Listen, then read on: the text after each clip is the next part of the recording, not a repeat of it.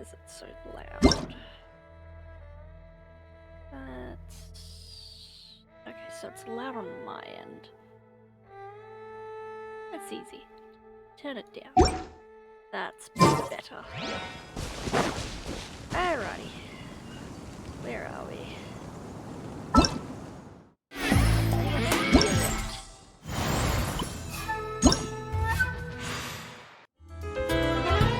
Ooh.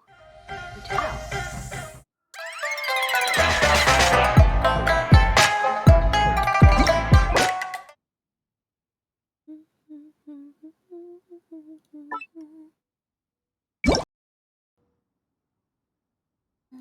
Yes.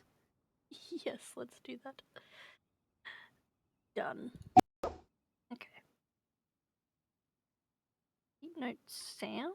Different instruments have different movements. Oh god, yeah, no.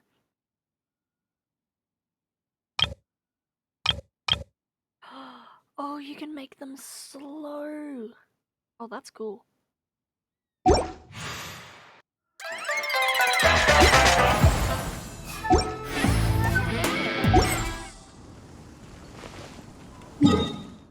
see here. We have this quest and quest.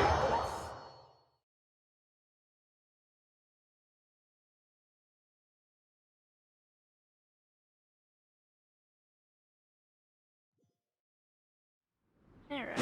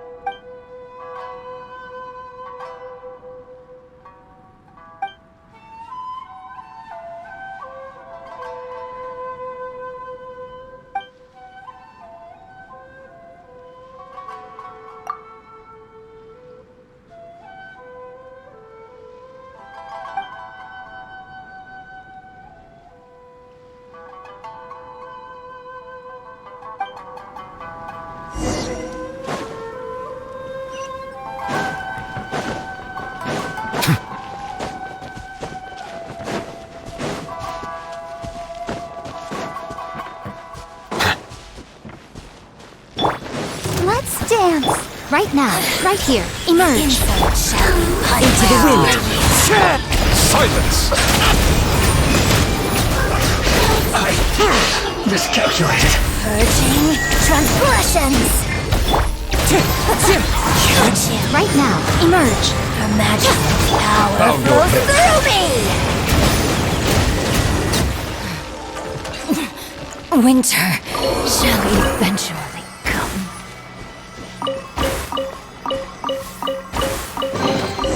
Abandoned property belongs to whoever finds it first.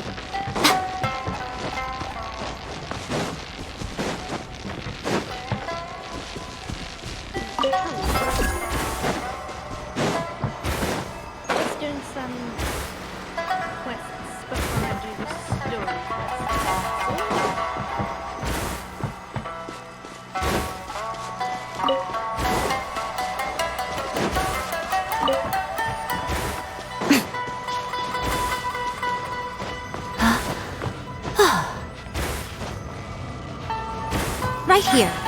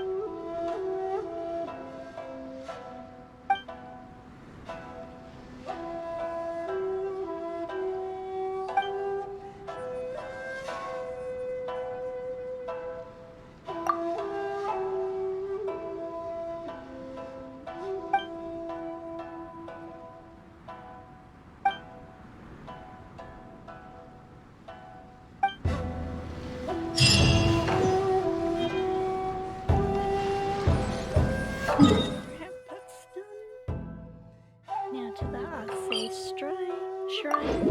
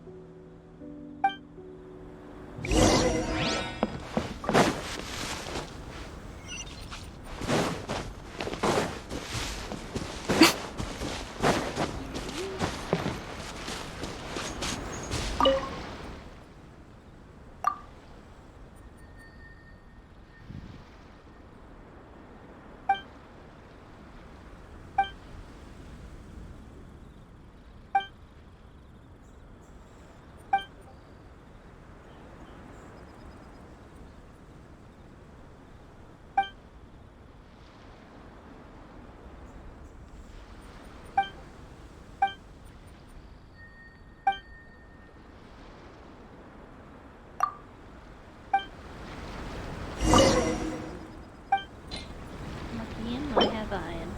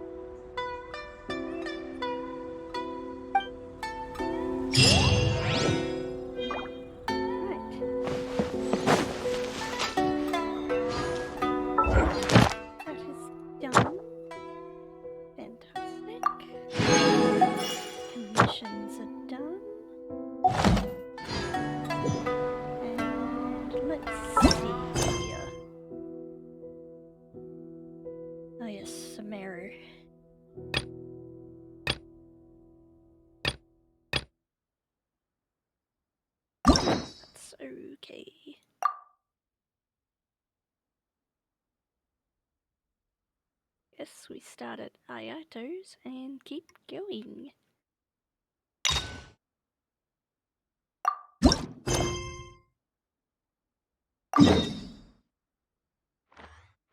See.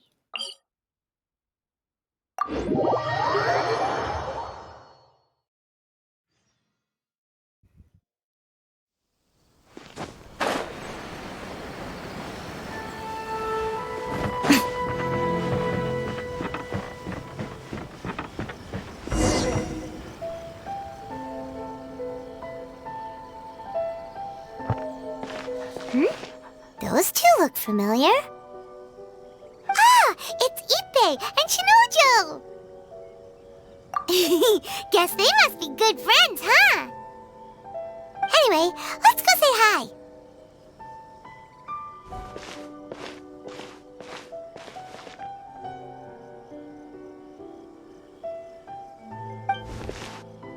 Hi, Ippei. Hi, Shinojo. What are you guys doing here? Oh, it's you. Thanks so much for your help last time. I was just ordering some clothes when I ran into him. You know these two as well? Yes, they helped me and Master Kamaji out a great deal last time. I've never had the chance to say thank you properly. What about you? How do you know them? Also a chance encounter. Our lady had them join us as additional guards for a goods escort in order to sneak out of Rito undetected. So we all know each other, huh? What a coincidence. Not exactly. We've only just met. We both came here to order some clothes and got to chatting. Somehow we ended up on the topic of Master Kamaji and Lady Hiragi's relationship. Wait, it's okay to talk about that, right? It's probably fine. They've known about it for a long time already. Oh, yeah! Paimon remembers those two had a thing. In fact, that was why Chisato wanted us to deliver a letter. That's old news, though. So why has it come up now? Are they taking the next step or something? Oh, Paimon. We have reason to suspect that they'll be getting married soon. Wow, that's great! They can finally make it official! Of course, this is just personal speculation. They haven't announced anything, and we wouldn't dare to ask. I was instructed to place an order for some formal wear for a big banquet. Turns out that Ippei received the exact same instructions as I did. They're both preparing for a banquet at the same time. They're both purchasing the kind of fine wine and confectionery normally reserved for big festivals. It's hard not to put two and two together. Lady Hiragi has been in high spirits recently, and I heard she's on a diet as well. Surely it's all for the wedding. This is wonderful news! But, What's wrong? Oh, don't mind me. She's about to be happily married to the love of her life. I genuinely couldn't be happier for her. Oh yeah, I forgot this guy had a thing for her. Right? I think so too. It's fantastic. Yes, but we shouldn't let ourselves get overexcited. What if it's all a big misunderstanding? As things stand, we have no actual proof of a wedding. Now, if they sent me out to deliver wedding invitations, that would be a different story. Shinoju doesn't look like he's taking this very well at all. Sorry, I just haven't slept well recently. I'm ashamed to be so out of sorts at work. I'm not living up to my responsibilities, either to the Kanjo Commission or to my lady. Are you worried about their wedding? Not exactly, it's just everything feels kind of up in the air until they make it official. I get what you mean. I really do. We need this wedding to be set in stone before the celebrations can really begin. What should we do? Should we just straight up ask them? I don't know. That seems a bit rude. Right! If Ayaka knows about it, that means it's a sure thing! I don't think it's a good idea to bother the Yashiro Commission about this. It's fine. He and Ayaka are practically best buds. There's nothing to worry about. I see. Then thank you. Thank you very much. Having a definite answer will stop my thoughts from running wild. Let's go to the Kamisato estate.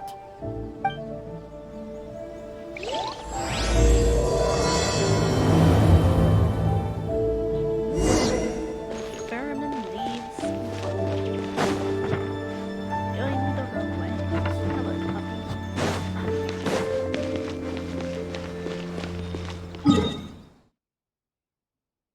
There it is.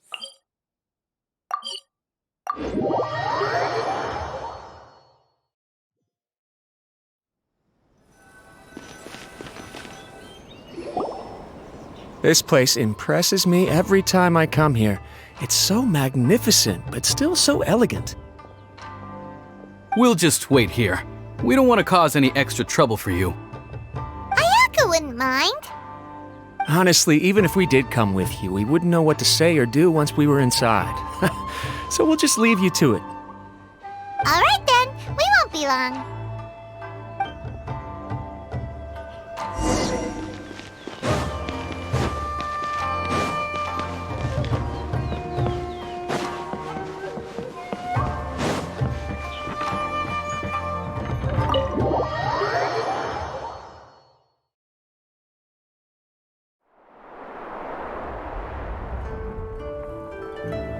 Toma. Without looking at the board, you've ruined my strategy in one move.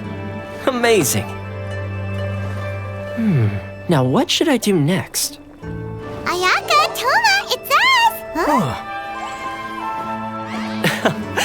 Hey guys, it's been a while. If you're looking for my lady, I'm afraid she's not here right now. Oh? That voice. Toma, would that happen to be the traveler?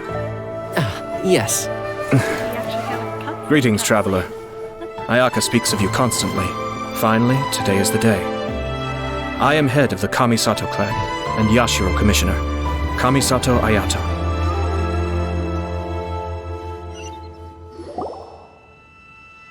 Damn. Why did he look hot? Greetings, both. I have long been indebted to you on my sister's behalf. Finally, I have the chance to express my profoundest gratitude to you in person. Ayaka is out today. If you are here regarding anything related to the Kamisato clan, you are quite welcome to discuss it with me instead. Oh, hi. Your flattering words flatter us. Please excuse the suddenness of our visit, for it is most improper etiquette. Why on earth are you talking like that? Well, he seems like a pretty powerful person. He's already working his way up Paimon's list of people to never mess with. Look! As soon as he stands up, the whole atmosphere in the room changes, and it feels like you gotta be super polite. You shower me with praise undeserved, my little guest. There is no need to be quite so formal. This is a private residence, so please, relax. Oh, good. 'Cause that whole spiel was really tiring just now. Alright, now that that's over, Paimon's just gonna ask the question. We heard a rumor that Kujo Kamaji and Hiragi Chisato are gonna get married soon. Do you know anything about that? Oh? I wouldn't have thought you'd heard about that yet. I see. Well, it's true. It wasn't long ago that I received the news myself. The head clans of 2 commissions are to become joined through marriage. This is big news for the whole of Inazuma.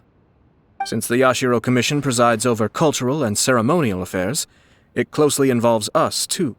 Ah, hello, boy. Nice of you to join. Yes. And since the commissions are kind of the face of the Almighty Shogun to the masses, this wedding is one that we have to treat as a serious affair. Right, makes sense. Ah, 2 true lovers becoming husband and wife. What a happy occasion. It is. High-profile matrimonial links between 2 commissions are extremely rare. But these 2 truly love each other. Tradition should give way to freedom in this case.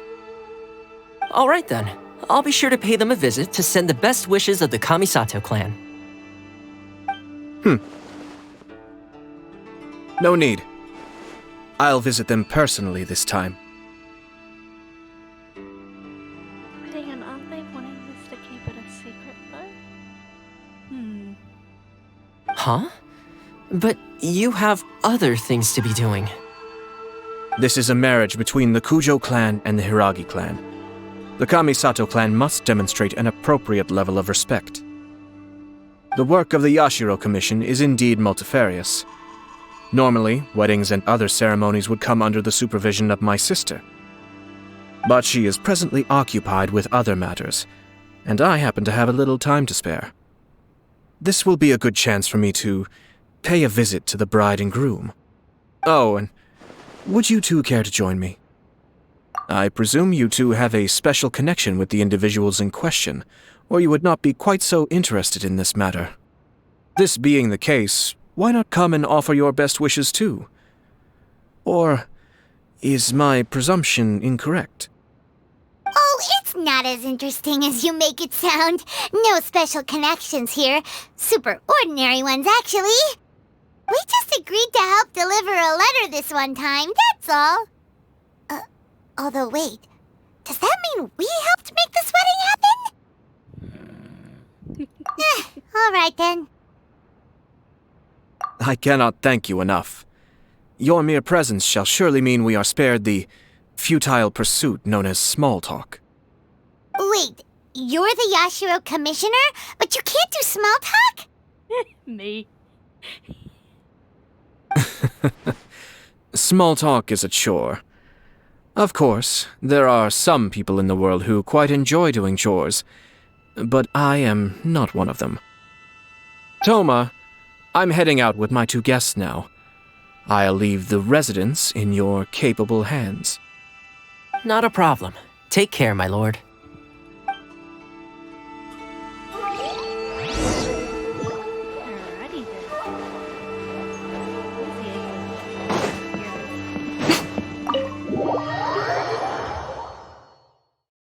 How was your day today, boy?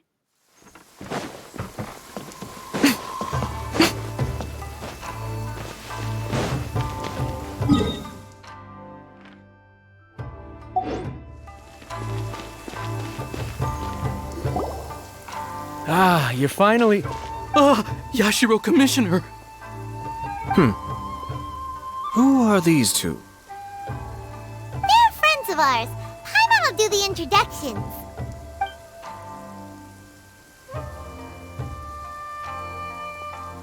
So it's true. Well, there we have it. That's it then. So be it. Great, so our hunch was spot on.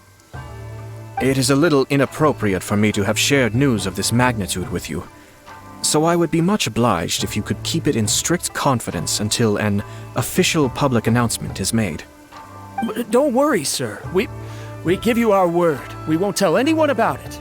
That puts my mind at ease. Now, on the topic. We'd like to pay a visit to the Kujo clan.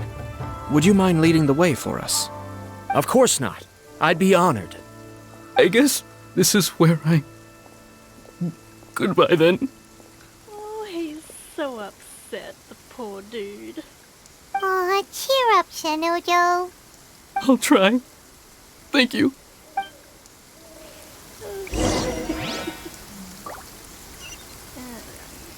That way. Oh no, the other way. Huh.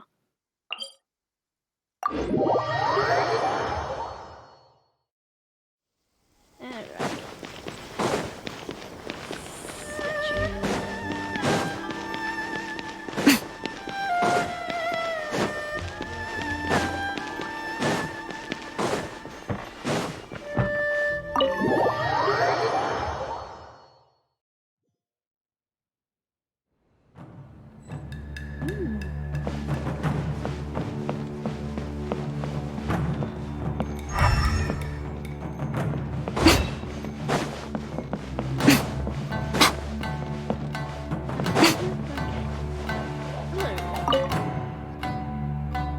All right, then. Please excuse me. I'll leave you to it from here. Okay. Thanks, Ippei.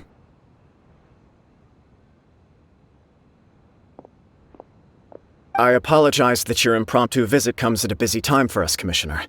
Otherwise, you can be sure that we would have prepared a more extravagant reception. I don't mean to impose, Sir Kujo. In fact, I'm not here on official business at all. I heard the good news about yourself and Lady Hiragi. What a glorious marital alliance this shall be. Given the close ties between our clans, it seemed only right that I should come and offer the Kamisato clan's congratulations in person. I'm truly honored. I hope the news didn't come as too much of a surprise. Hey there! We came to congratulate you as well! Since the incident with the Takatsukasa clan, things in the Tenryou Commission have slowly started to stabilize. I'm still acclimating to the position of acting head of the clan. I just hope I'm up to the task, so I can live up to everyone's expectations. You're far too modest. The public thinks very highly of you. They say you're hardworking, upright, and responsible. I'm flattered, but I wouldn't have achieved anything without the support of my people. Thanks to them, everything is gradually stabilizing, and I've finally had the chance to focus a little on my personal life. Well, you're certainly making big progress in that department. He must be a smooth operator. I was not expecting that. Come on now, you're embarrassing me. Pardon me, It's perfectly all right. Please, continue. I'm quite content to listen. It's a joyous occasion. Light-hearted is exactly how things should be. Really, who stays stony-faced when talking about a wedding? You're right. But I am curious to know, what's your honest opinion on the whole thing? Do you think it's too sudden? Of course not. Where there is true love, nothing should be allowed to stand in its way. No doubt people will offer you a colorful variety of opinions. But of course, you will have factored this into your decision, and I'm sure you are prepared for whatever challenges may lie ahead. Indeed I am. So please be confident. When your mind is made up, you ought not be worried about things for which you are already well prepared. Nevertheless, there is just one small aspect of this that puzzles me a little. Please, go ahead. You've been working hard to bring the Tenryou Commission in line. This is positive, and no doubt the beginning of important change. But on the other side of this equation, Lady Hiragi's father, Hiragi Shinsuke, is still in prison. If you choose now, of all moments, to announce a marriage between the Hiragi and Kujo clans, the kinds of rumors that may begin to spread both among the general public and in the Kanjo Commission are not likely to be in either of your best interests. Yeah. Couldn't have put it better myself, Sir Kamisato. This has been my biggest concern for quite a while now. Hiragi Shinsuke is firmly against me having any contact at all with Chisato. In the past, we've always had to communicate in secret by sending letters. So although now may not look like the best timing for this marriage, it may well be the only opportunity we have. Oh, that guy? Yeah, he acts like this sweet old man, but he was determined to make as much trouble for us as possible. Oh, he is the worst! I can see where you're coming from, but you're only postponing the problem, not solving it. You will still have to face it sooner or later. Yes, I'm well aware of that. But since Chisato had the courage to ask me to marry her in spite of everything, how can I disappoint her? Well, sort of. She raised the idea in a letter, and after some initial hesitation, I went to meet her and have a serious conversation about our future. It's funny, actually, because when I formally proposed to her in person, she denied having ever written that letter. So coy. Huh? Really? She didn't say. She just acted confused by the whole thing. She really committed to it. I'll never forget the look on her face. Oh. Anyway, as her boyfriend, I knew she was just pretending, so I played along and said, I was only joking about the letter, and then I proposed. After making some disgruntled noises about me making a stupid joke, she blushed and said yes. We spent that afternoon working through all the details of the wedding. Okay. So you discussed it and decided on a date? We did.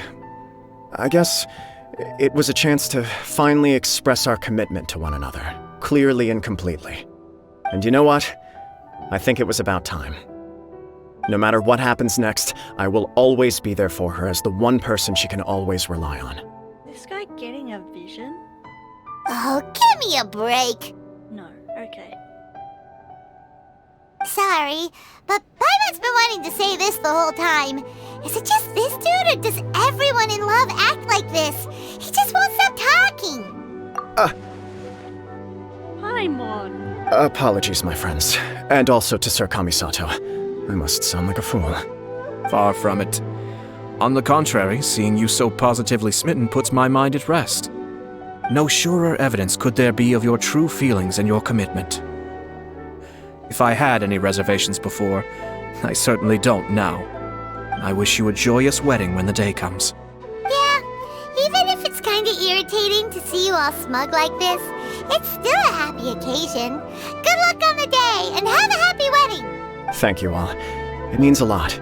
We have some other business to attend to now. Until next time. Very well. I'll see you out.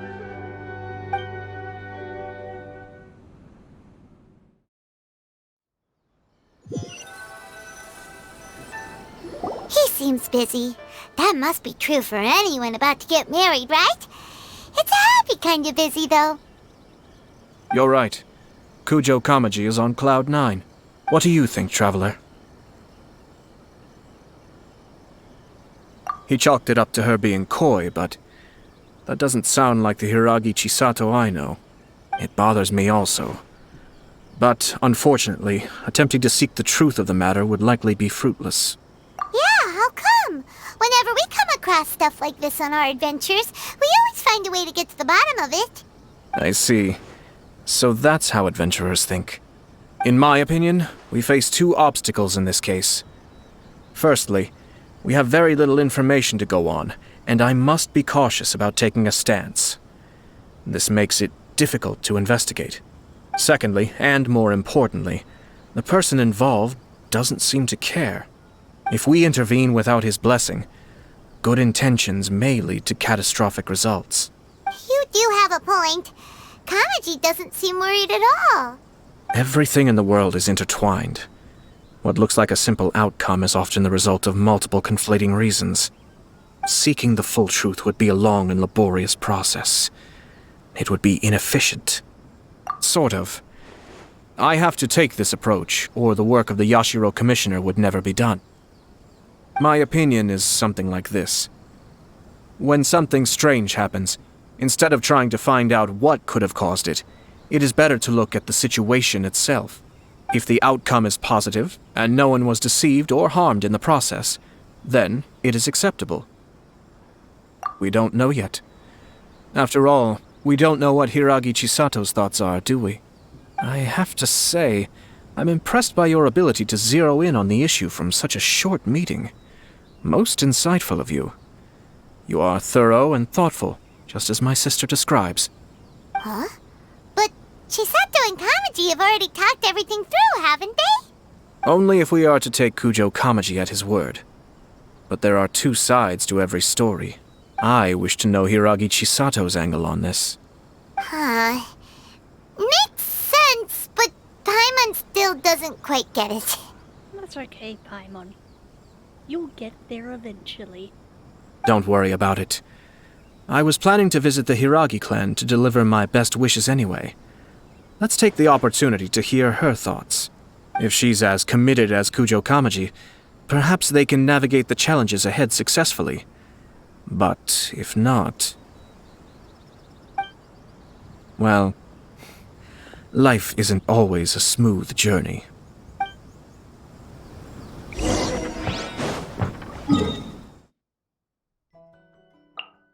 Rito.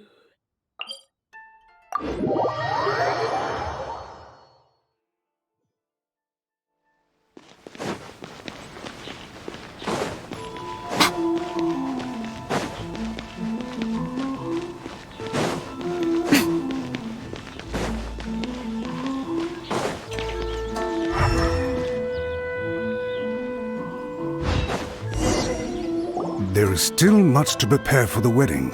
Should we also invite some prominent business leaders who frequently visit Rito? At the very least, we should send them invitations. I agree. Ah, hello there, Yashiro Commissioner.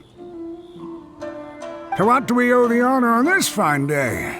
As it happens, I'm here regarding the same wedding I believe I heard you discussing just now. I come bearing the felicitations of the Kamisato clan. Would Lady Hiragi happen to be available at this moment? Our lady is entertaining guests right now, and we're not entirely sure how long she will be. But please, do come in. We will arrange some tea and snacks for you and your attendants. Hey! Paimon is not an attendant! You misunderstand. These two are dear friends. You're too kind. We don't wish to impose. We'll just wander around in the general area. Apologies for the interruption while you're busy with preparations. Please, let us know once Lady Hiragi is available. Nonsense, Commissioner. No imposition at all. This wedding is a joyful occasion, and all the other clans who serve the Hiragi clan are most delighted for them indeed. We're merely doing the best we can to make this wedding as grand an affair as possible. When the time comes, we'll invite everyone in the clan and even the general public to attend. That sounds splendid. We'll leave you to it. Take care, Commissioner.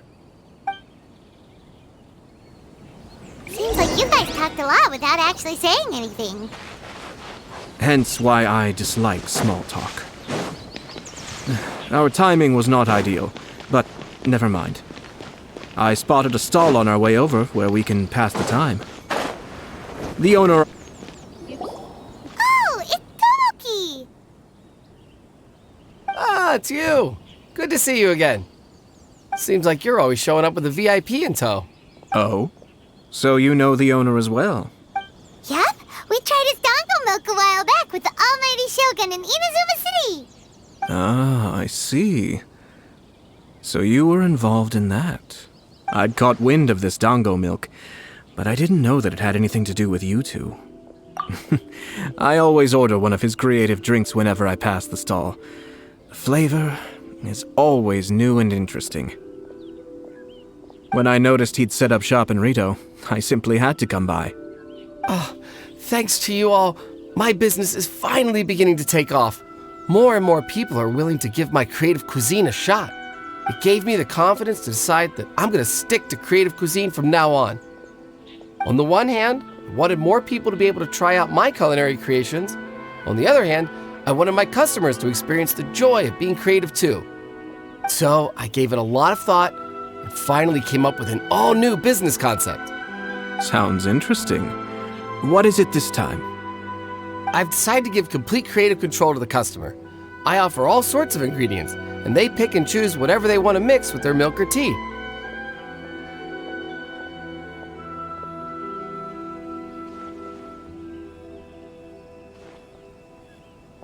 As well as dango, I now offer rice cake, purple potato balls, black sugar, and sunsettia. Do they really all go well with milk?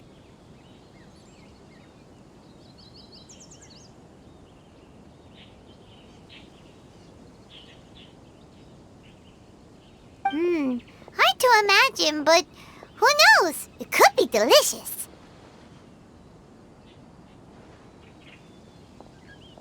What if I were to choose some ingredients you don't have here? Would that be okay?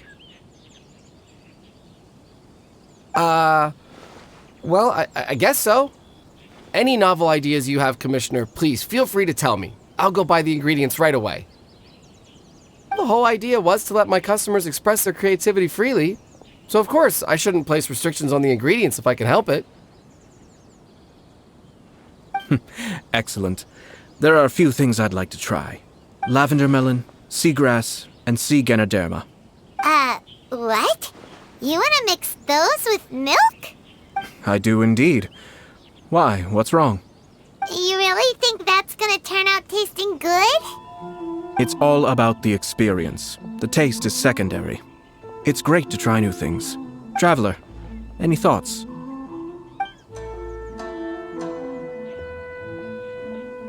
Sounds like a risky choice. Are you sure? Well, okay. the same as you. 3 milks with lavender melon, please.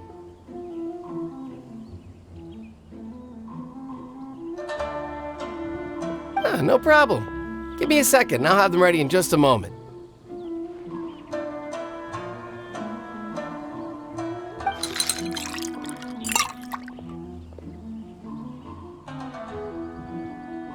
Here, your milk is ready. Give it a try. Yep, just as Paimon suspected. Raw lavender melon does not taste good. I think it tastes all right. It makes me feel in touch with Mother Nature. Your review seemed pretty positive, but Paimon still thinks there are better combinations. Taste is your key concern, yes? Obviously! Tasty food and drinks are some of life's most important pursuits. Well said. If I could say the same was true for me, I believe I'd be a very content man. Yes. No one has unlimited energy, and I try to conserve mine for the things that really count. To create some mental breathing room, I try not to overthink the less critical matters. Having my sister attend public events in my stead and having Toma as housekeeper has also been a great help and allowed me to focus. We're just passing the time here, though, right? Is there anything else to think about than what we're doing right now? 1 or 2 things. Let's continue this discussion somewhere else. I noticed something before we left the Hiragi clan's residence. No, it was just a small detail. I was curious to know their thoughts on the wedding, so I asked them about it. Naturally, they responded that all other clans are happy for the Hiragi clan. But that's not the truth. What do you mean? Hiragi Shinsuke is still in prison, meaning the Kanjo Commission is the least stable in the Tri-Commission. Hiragi Chisato is the sole remaining pillar of her clan, but now she plans to marry into the Kujo clan. If I belonged to one of the assisting clans to the Hiragis, I would not be feeling optimistic about the future. But they didn't mention a word about that. They simply said they were delighted for them. These are not unintelligent people. I highly doubt it is because they simply do not realize.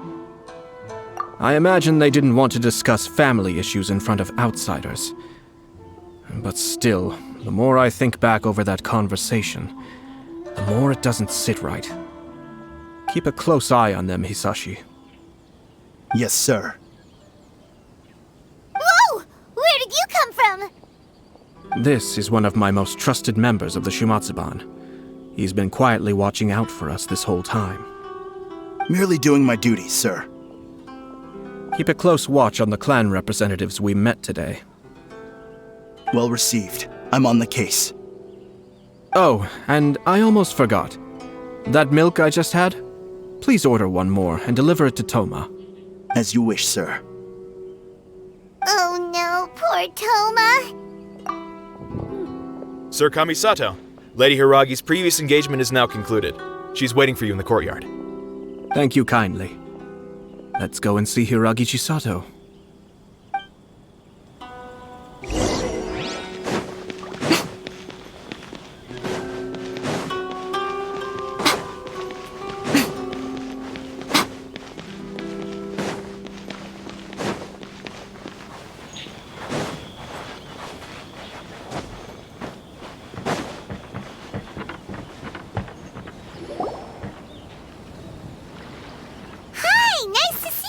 Chisato?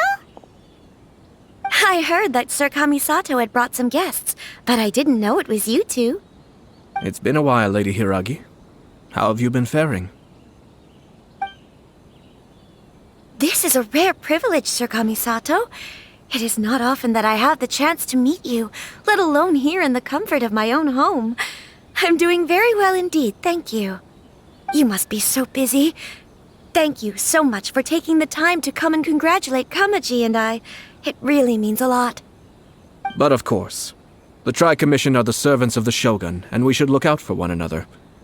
In fact, we visited Sir Kujo just now. It's clear that he's very much looking forward to the wedding.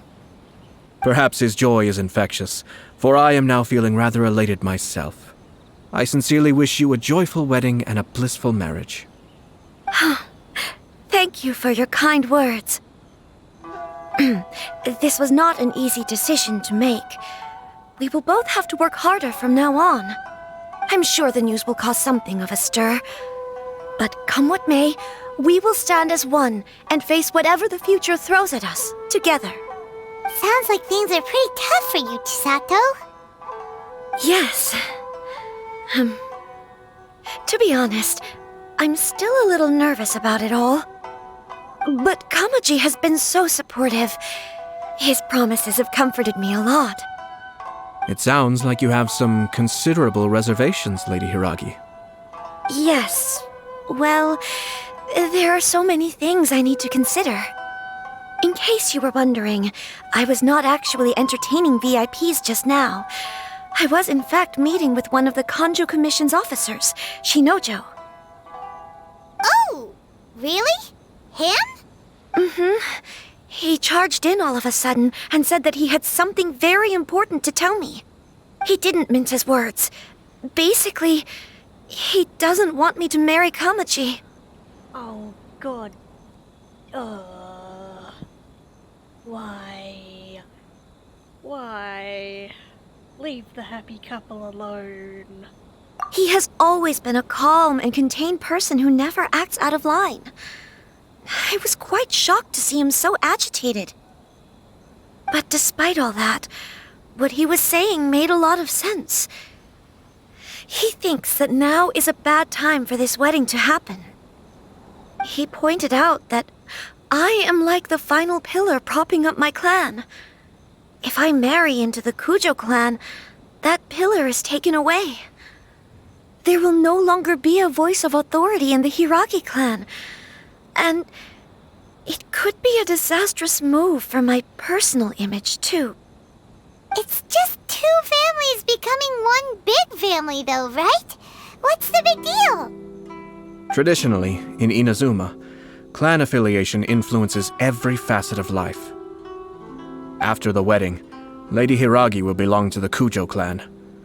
The Kanjo Commission's attitude toward you may undergo some significant changes thereafter. Precisely. This is a terrible thing to be saying, but I'm starting to have second thoughts. Maybe I went along with it all too easily. Maybe I allowed myself to be pushed into this. I'm so sorry. I can't believe I'm making my guests listen to me complaining. No problem at all. The Yashiro Commission has a duty to listen to you. Now that I've heard your concerns, I should offer to help you as best I can. For instance, by helping you gather your thoughts on the matter. Now, we heard from Sir Kujo that his decision to tie the knot was prompted by a letter he received from you. But we've also heard that you did not write that letter. Sir Kujo thought that perhaps you were just being coy. Oh, dear. Perhaps I should have kept that part to myself. What? But that was... It was just a prop in his playful proposal, wasn't it? It was clearly purpose-designed, what with all the fancy lettering and so on. Fancy lettering, you say? So I am to understand that had it not been for this letter, you two may not have chosen this moment to be wed? When it comes down to it... yes, I think so. Oh, do you mean to say that this letter is not what I thought it to be? Sir Kujo maintains that the letter was penned by your hand. Huh? But then... how did... Either way, it's wonderful to see how much you both trust one another. In that sense, you could say that the origin of the letter is ultimately not of great importance. Who knows? Perhaps Sir Kujo was the one being coy. After all, he had no particular reason to be forthcoming with us about the details of his playful proposal. I understand. As you say, ultimately, the origin of the letter doesn't matter. But my position does matter. Kamaji and I thought that we needn't worry about anything that lies ahead because we can face it all together. But now, I think I should give it some more thought. Marriage is the most important decision of your life. Don't let yourself regret it. It is also part of the Yashiro Commission's job to help people through difficult times. I say this as an advocate for you personally, and for the Hiragi clan. Please, do not be compelled by circumstances to make any decision that goes against your will. To be together with the one you love is a sacred thing. It is my earnest wish that both of you may enjoy a bright and beautiful future, not a bittersweet one. I'll take to heart every word you have said to me. I can't thank you enough, Sir Kamisato.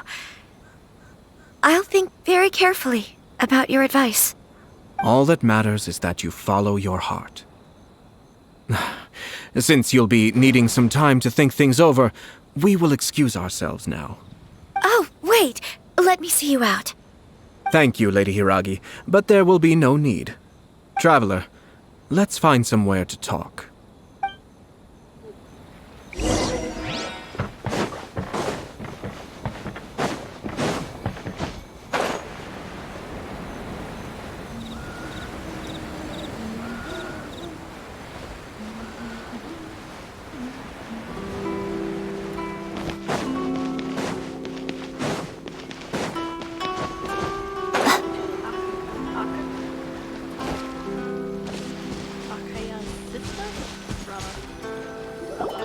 Hiragi Chisato is on a totally different page than Kujo Kamaji. Hayato, why did you give her such vague suggestions? Couldn't you just have told her what you'd do in her position? 'Cause Paimon's pretty sure you have an idea. I've said everything I can, given the Yashiro Commission's stance.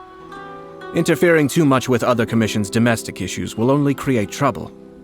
The more I think about it, the stranger this all seems. But Hiragi Chisato has yet to see it. We must be vigilant. Strange?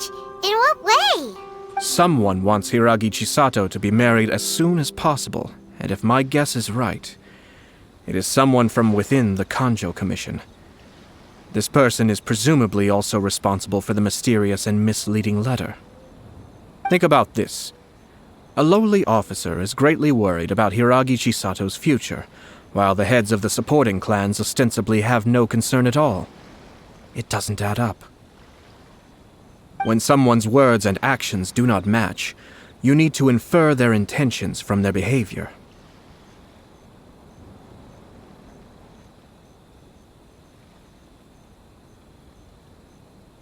Yes, it's a smart strategy, far superior to the one adopted by the Tenryou Commission's Takatsukasa clan.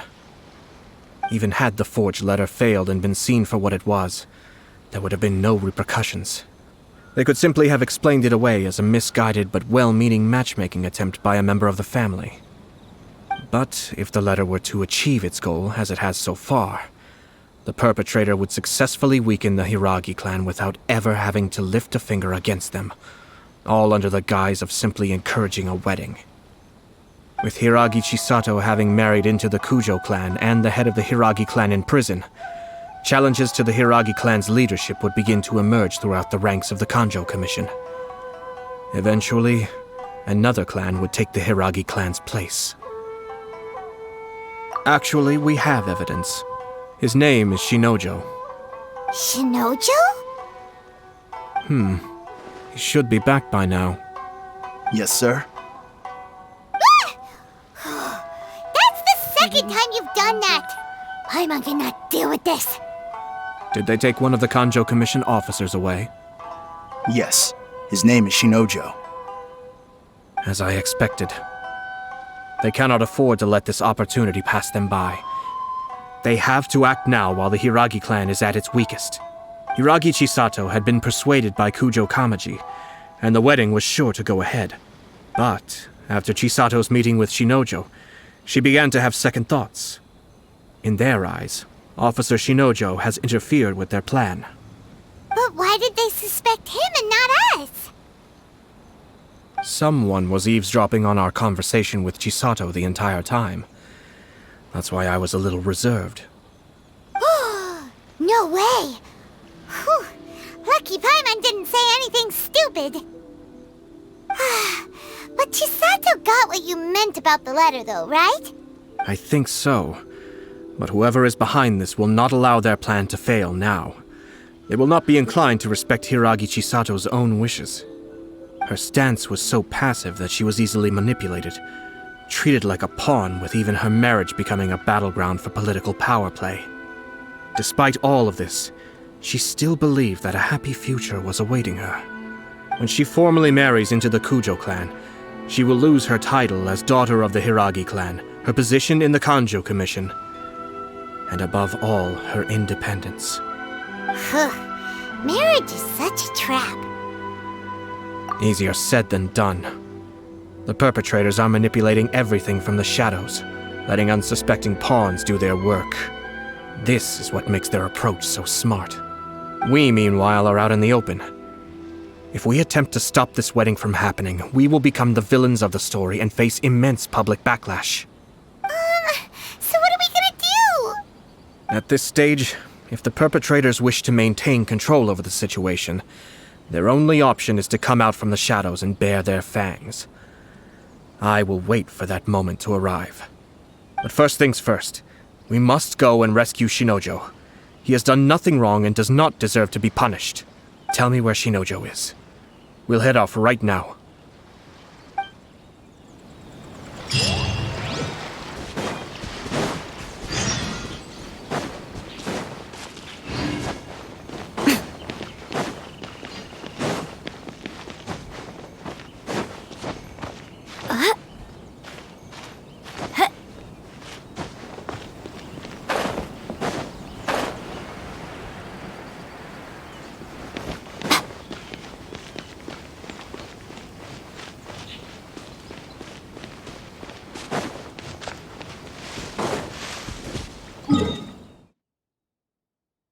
Now it's over there.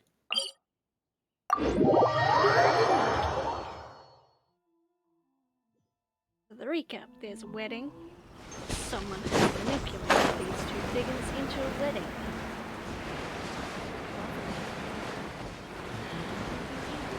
Politics. And... yeah!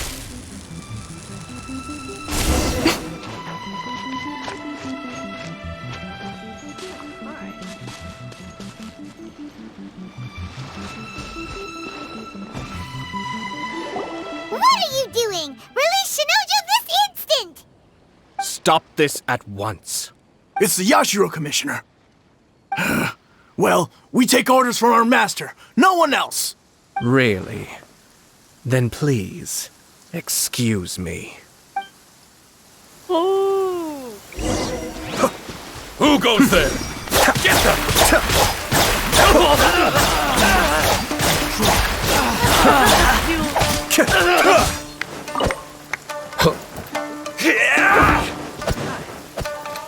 Cascade!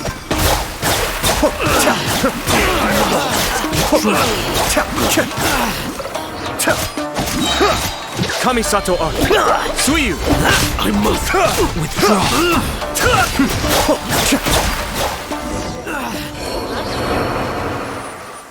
Blast! Let's go! We must report to Master right away! Hey, get back here! No need to follow them. We need bait to catch the fish anyway. Leave them be. I think I saw a key fall to the ground during the fight. Let's free Shinojo first. But in all the chaos, it must have been kicked to one side. Where did it end up? What the? It's a tanuki? Oh, don't tell Paimon that the tanuki took it! Let's follow it and see.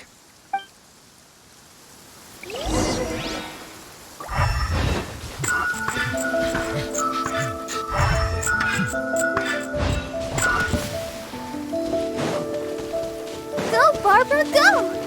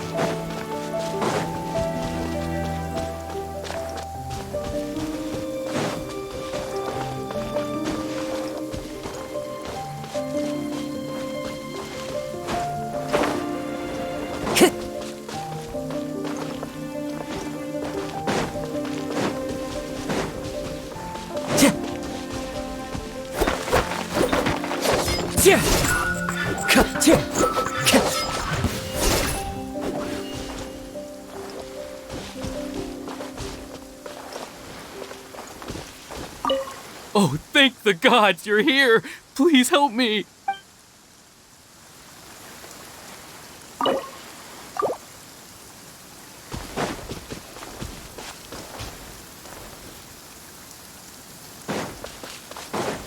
Alright, I'm gonna have to leave the area and come back to it, aren't I?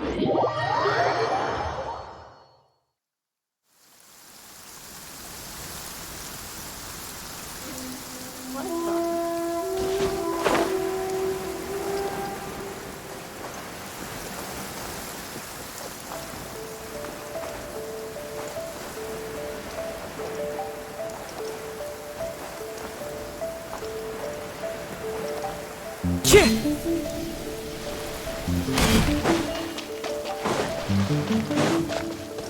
Time to go.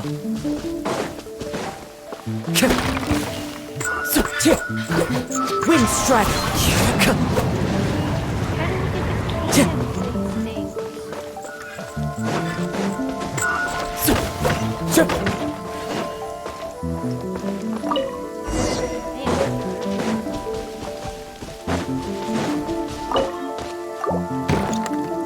Thank you.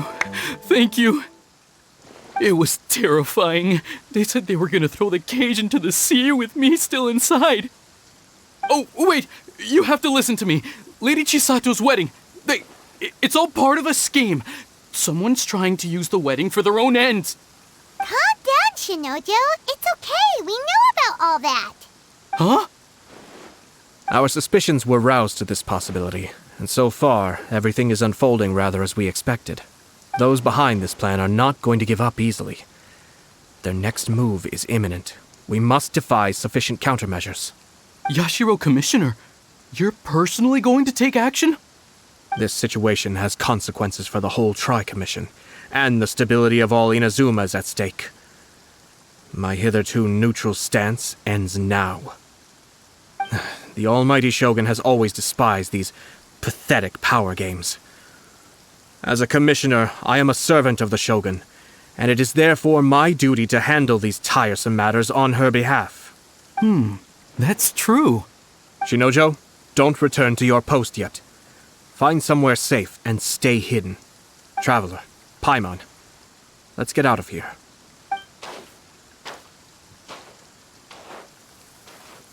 Well, if it isn't the Yashiro Commissioner.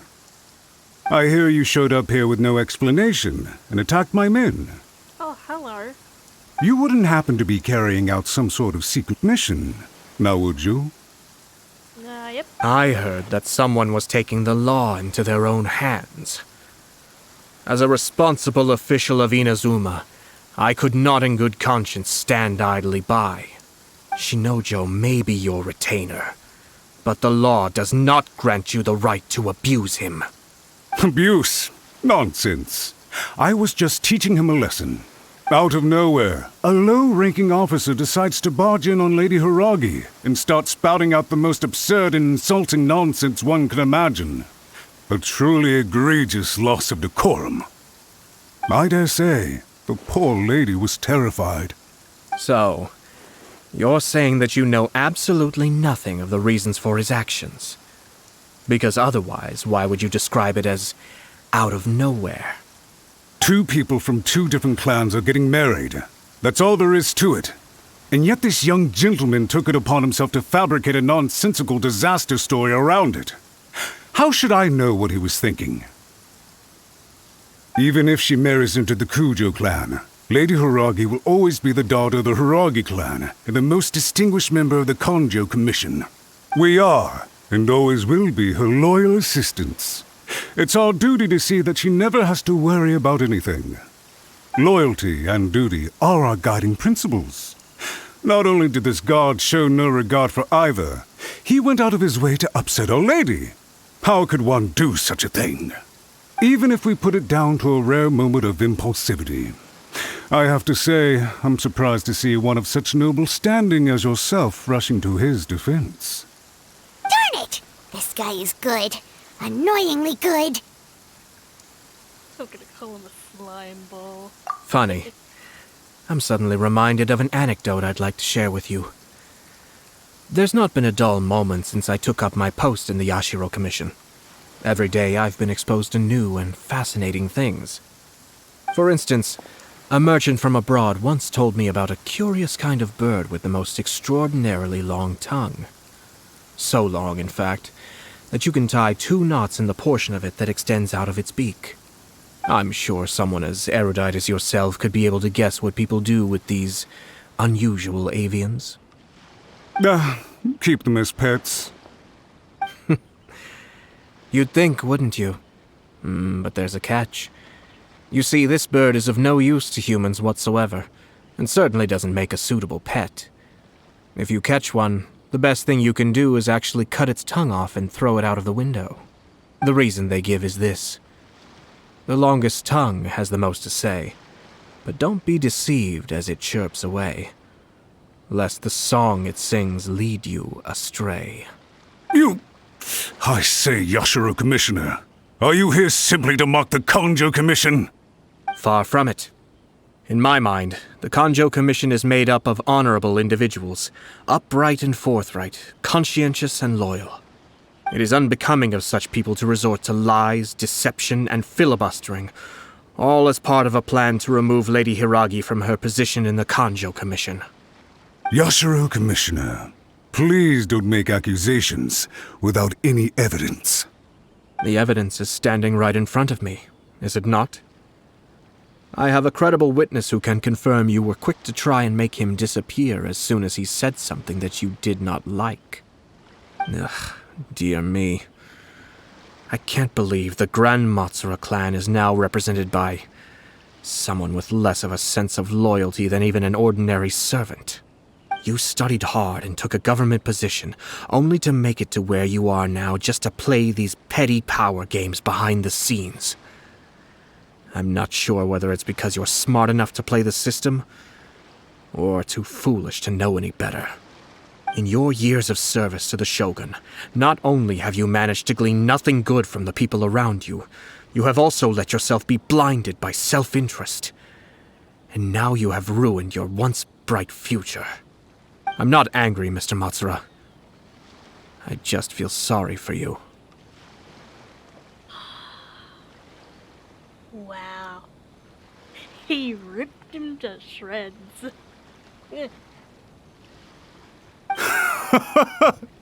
Is that right? Then tell me, if you're so bright, what exactly do you think you can do to me?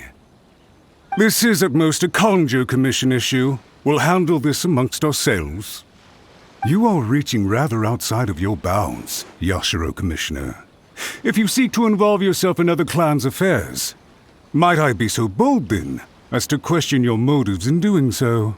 I think you are simply opposed to an alliance between the Kanjo Commission and Tenryo Commission, because the new balance of power in the Tri-Commission would be a threat to you personally.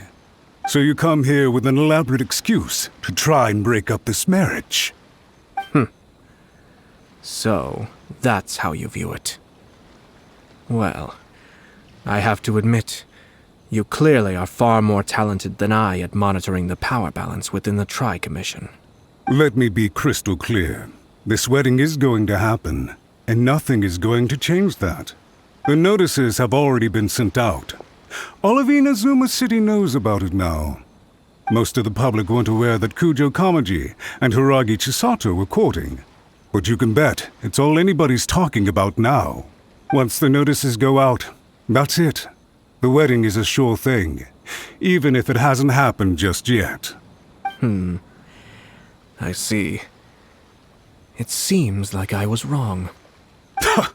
So suddenly we see eye to eye? I had expected you to at least be smarter than most. But it seems that I was gravely mistaken. Kamisato Ayato! You... How dare you! You've made your move.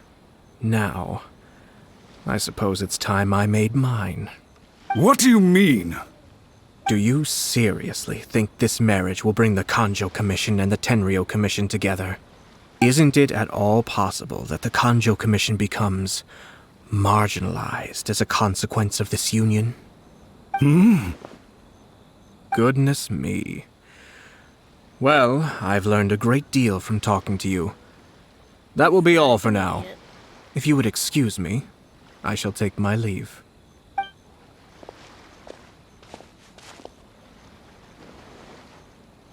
Hey! What was all that? Paimon didn't follow at all. They had their scheme, but fortunately I was prepared. As I said, they ended up coming out from the shadows and revealing themselves. Let's see how things are in Inazuma City. Then, I'll take you through the details of my plan.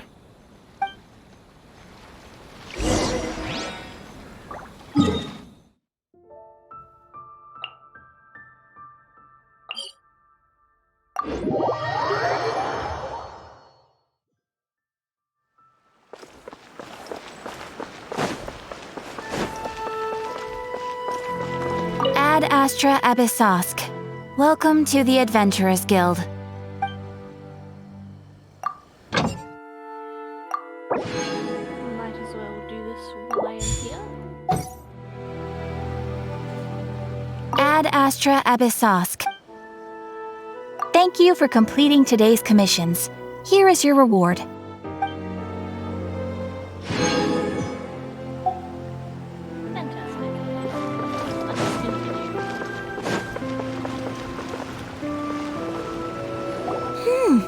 Look at this.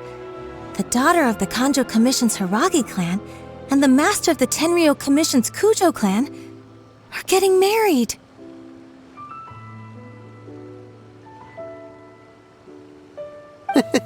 Sounds like an all-around perfect match, don't you think? For sure. I'm just surprised. It seems very sudden. I hadn't heard a single word about it until now. Good luck to them, I say. I'm sure it must have been a hard decision. Looks like the wedding is definitely going ahead. It's still too early to make that conclusion. Our adversary wants to push this marriage past the point of no return. However, we can still beat them at their own game. But only if Kujo Kamaji is willing to help us.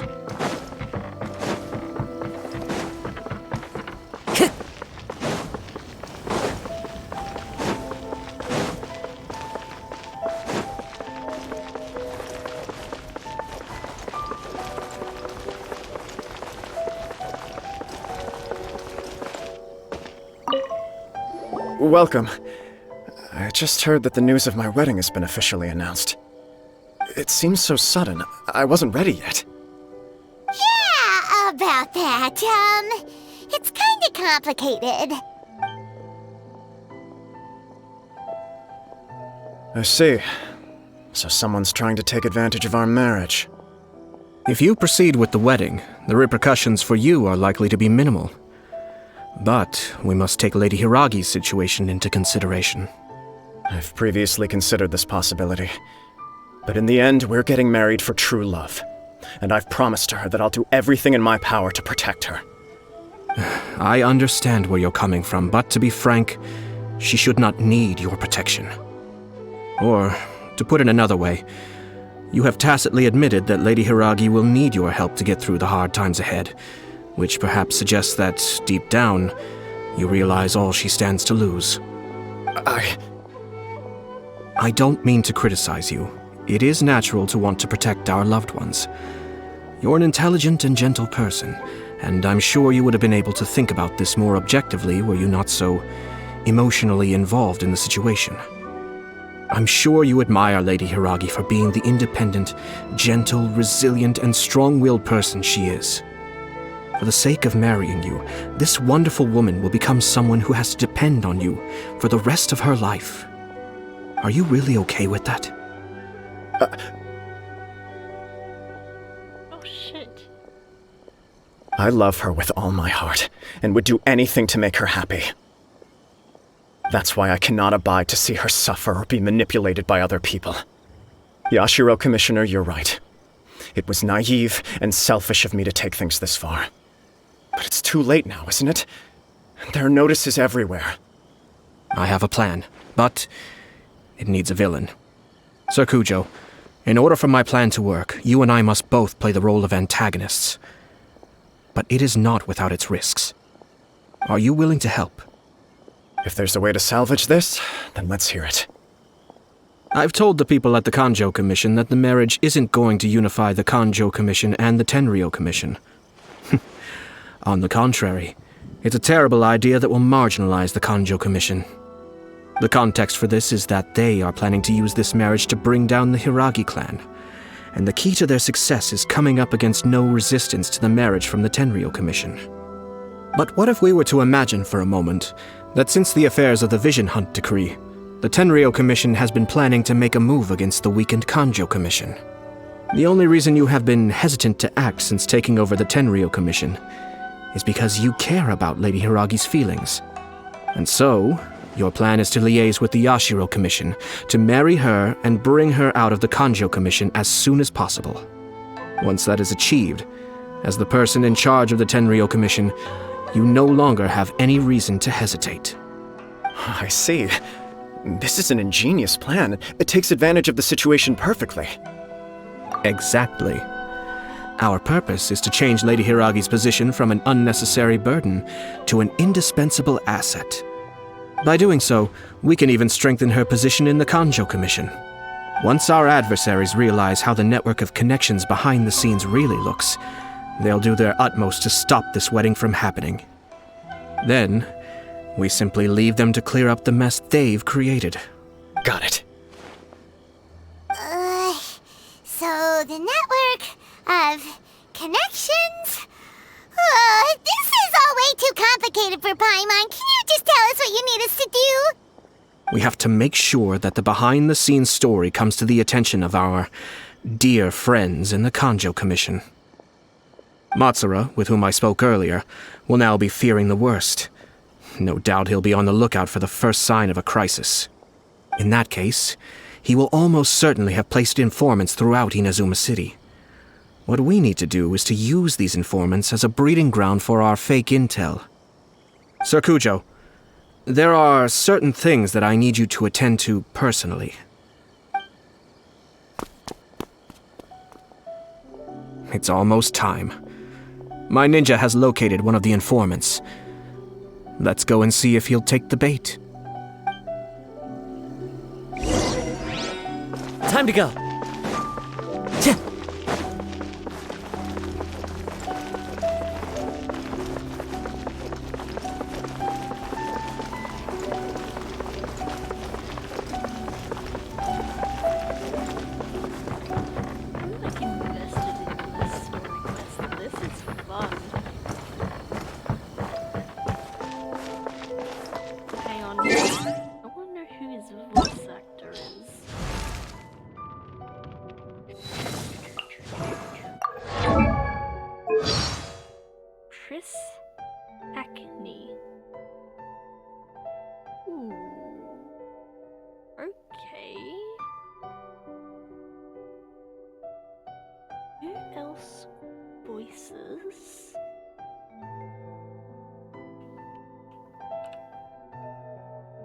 Spell it correctly, Luna.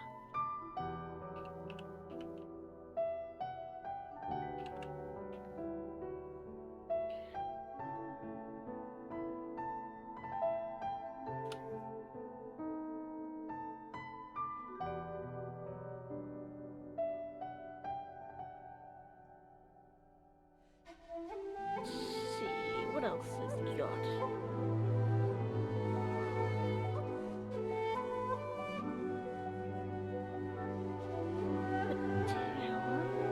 Okay, let's see here.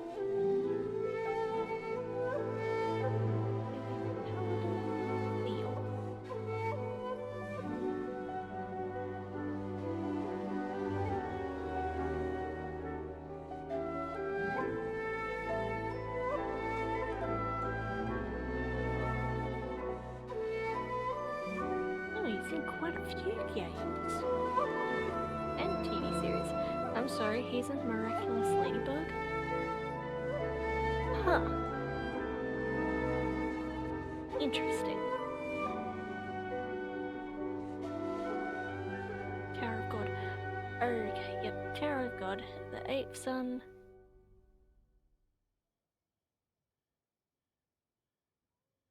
Alright, he's in quite a few games. Alrighty.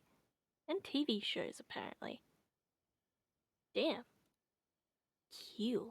Alrighty. Back to this. And out. There we go.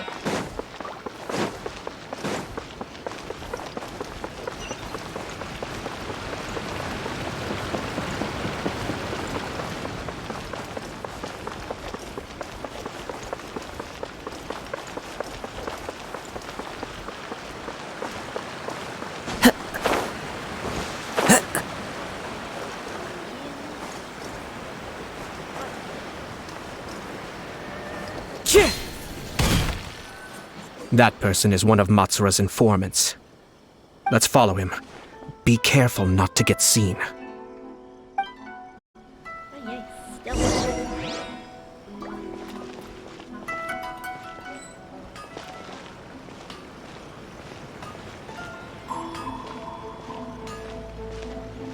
Did you see that? Sir Kujo Kamaji just came past here with a huge group of people. Could it be related to the wedding announcement? Maybe, but from the look on his face, it seems like something much more serious. He and his men seem pretty intense at the moment. Isn't it all a bit excessive for a wedding?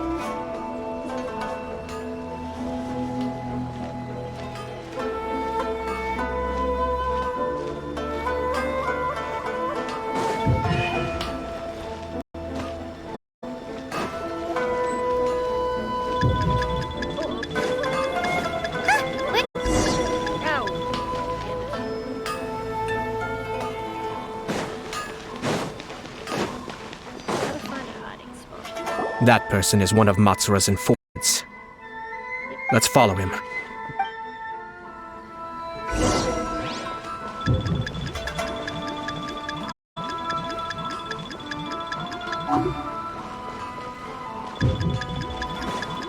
Whoa!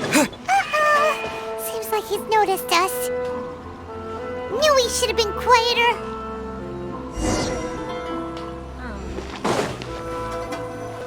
That person is one. Let's follow him.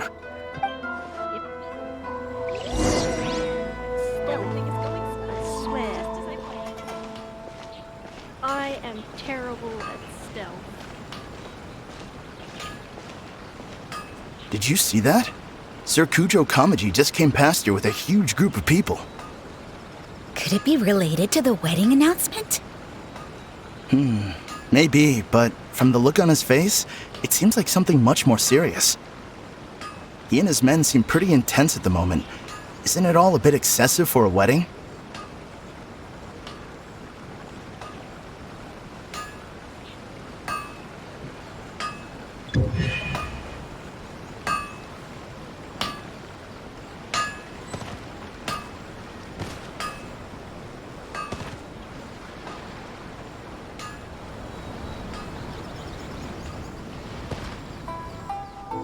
The Tenryo Commission has sent a load of people to Rito.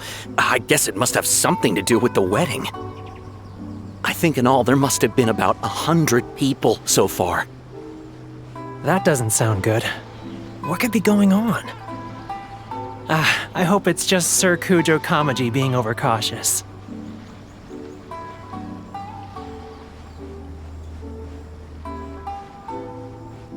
The news is spreading fast, but it appears Master's fears may be well placed.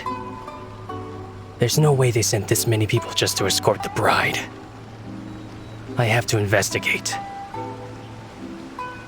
He ran off! As expected.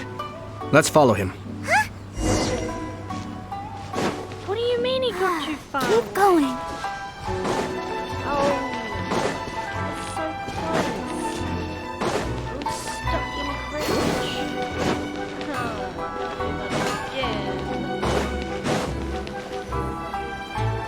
That person is. Let's follow him. Be.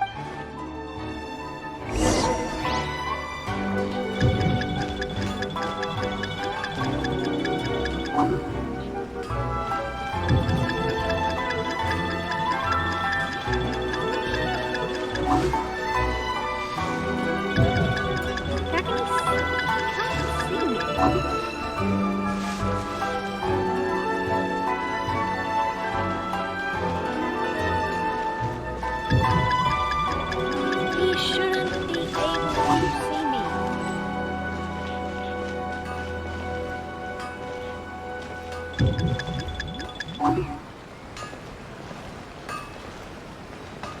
Did you see that? Sir Kujo Kamaji just came past here with a huge group of people. Could it be related to the wedding announcement? Maybe, but from the look on his face, it seems like something much more serious. He and his men seem pretty intense at the moment. Isn't it all a bit excessive for a wedding?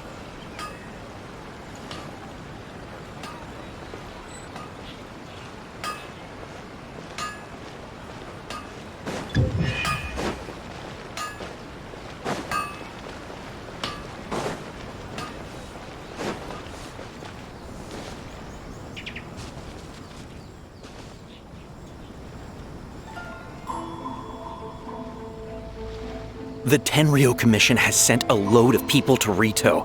I guess it must have something to do with the wedding. I think in all there must have been about 100 people so far. That doesn't sound good. What could be going on? I hope it's just Sir Kujo Kamaji being overcautious.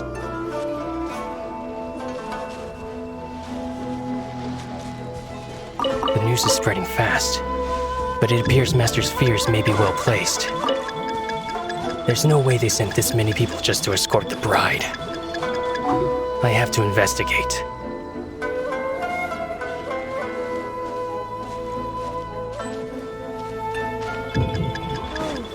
Crying out loud.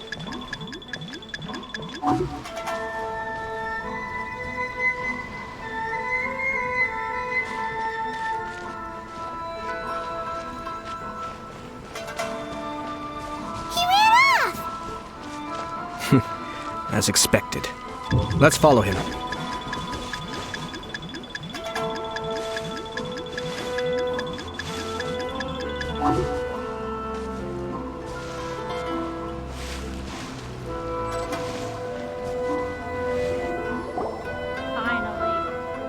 Wow! It's like the whole Tenryo Commission is here.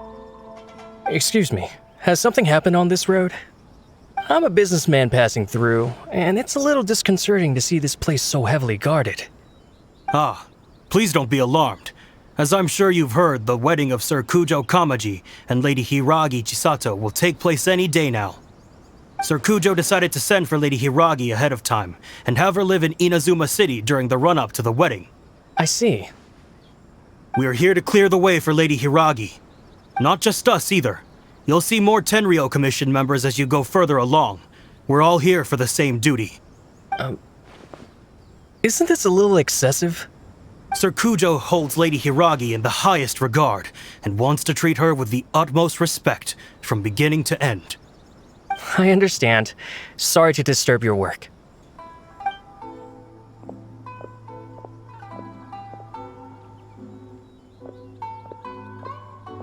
Drat.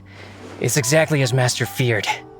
They say they're here to guard the road, but really they're poised to attack if Master doesn't allow Lady Hiragi to leave Rito. Wait, no. If Lady Hiragi does leave, they'll have all the more reason to strike. But we're in no state to defend against a Tenryo Commission attack. I must tell Master right away. Right. He ran off again! That should do it. The seeds have been sown. In this atmosphere, mounting suspicion will nurture fear among the Kangjo Commission. Now, we wait patiently for it to grow and ferment. The calm before the storm is always the part that unsettles people the most. Are they really gonna own up and apologize, just like that? If you're curious to find out, you can visit the Hiragi clan in Rito in a couple of days. I have some other business to attend to, so I won't be spending any more time on this situation. In any case, we've made our move. It's only a matter of time before they give up and surrender. This is not my first time. Well then, goodbye for now. I truly hope that things will work out in Hiragi Chisato's best interests.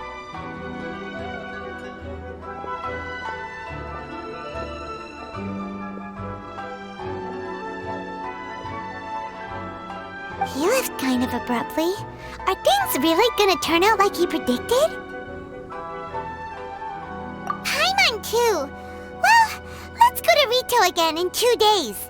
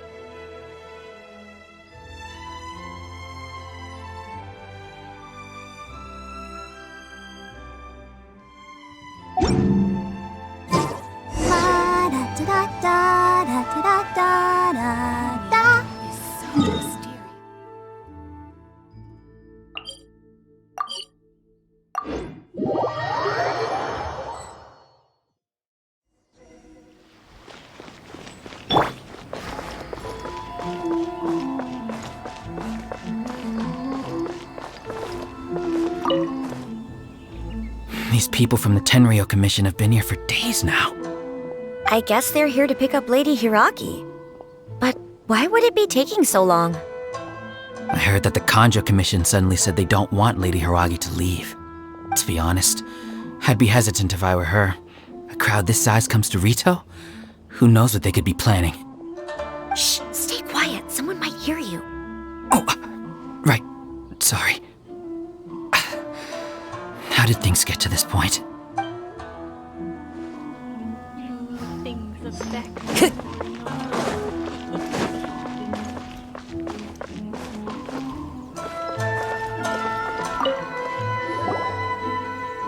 Hello. How may I help? We arrived here 2 days ago to escort Lady Hiragi to Inazuma City. Sir Kujo Kamaji gave us very strict orders, so we have to obey. But every time we attempt to receive the bride, the Hiragi clan always finds an excuse to delay things. Since we haven't fulfilled our duties yet, we decided to stay in Rito until Lady Hiragi is ready to come with us. We apologize. It was not our intention to stay here so long. We promise our presence here will not impact ordinary people's lives. We can only hope that the leaders of the Hiragi clan will start to cooperate soon. If this stalemate continues, who knows? Sir Kujo might give us orders to be less accommodating.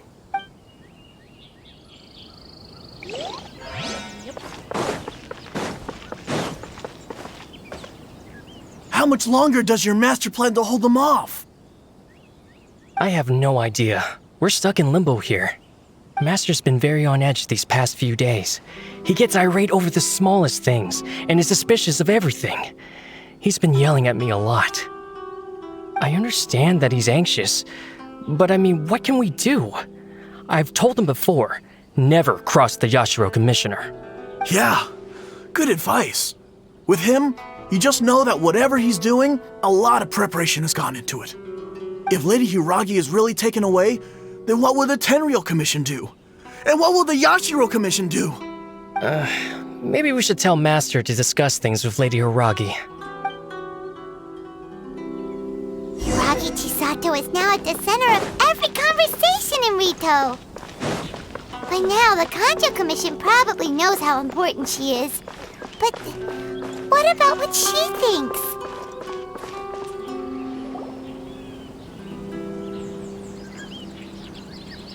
Oh, Traveler! I assume you've heard about everything that's been going on out there. What on earth is happening? Don't worry, we can explain everything. So, what happened was... After the Tenryou Commission arrived, they suddenly became alarmed.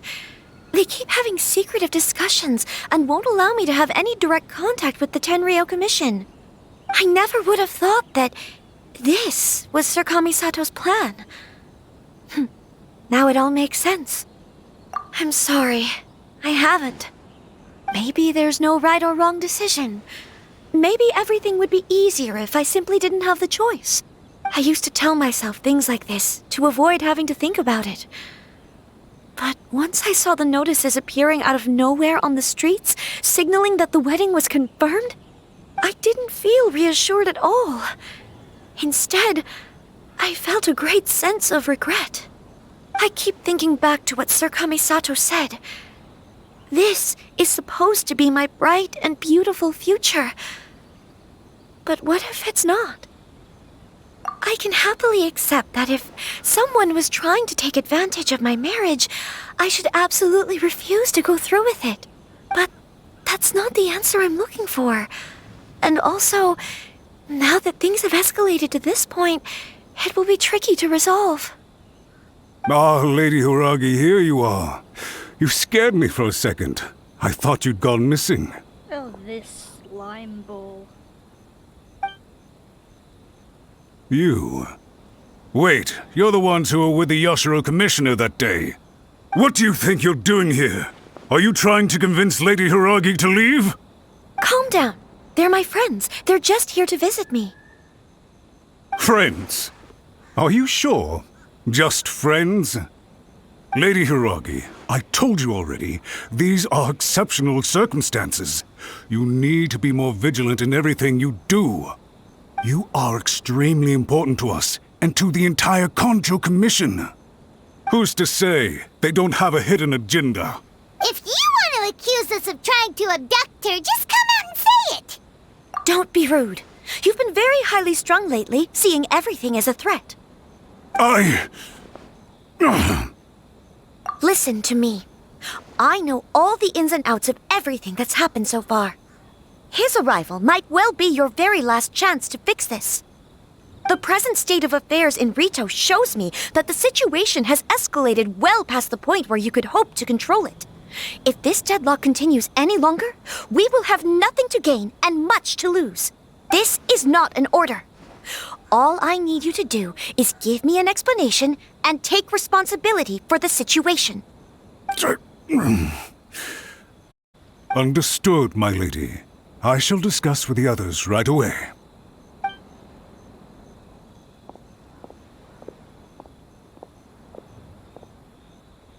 Good job, Chisato. You handled that well. I was so nervous. But I thought things are now so critical that I should at least give it a try. And it worked remarkably well. Yay, she stood up for herself.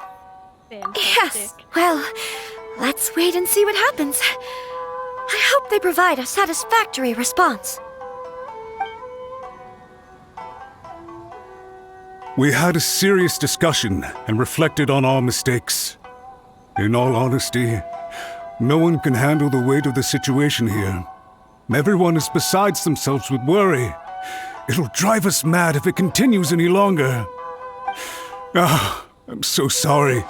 My actions were radical and duplicitous. I was selfish and ignored the greater good. And then I left the situation to fester. Would you please give us a second chance?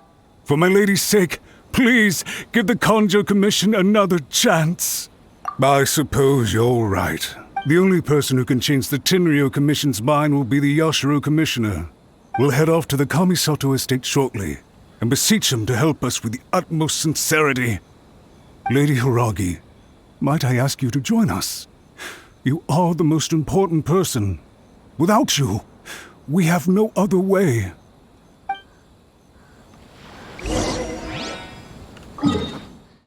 Alrighty. To the Kamisato estate. By the way, aren't you a good friend of the Yashiro Commissioner? Please put in some good words for me. Like we would do that.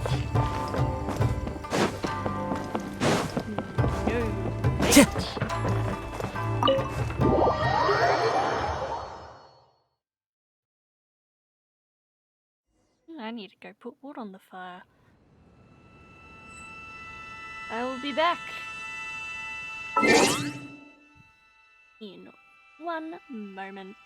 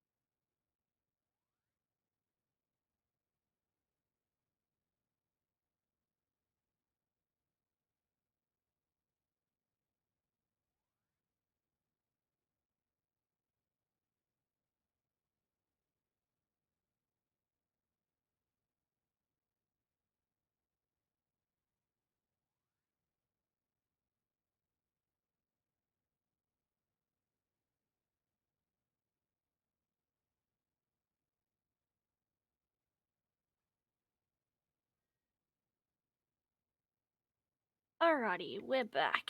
Here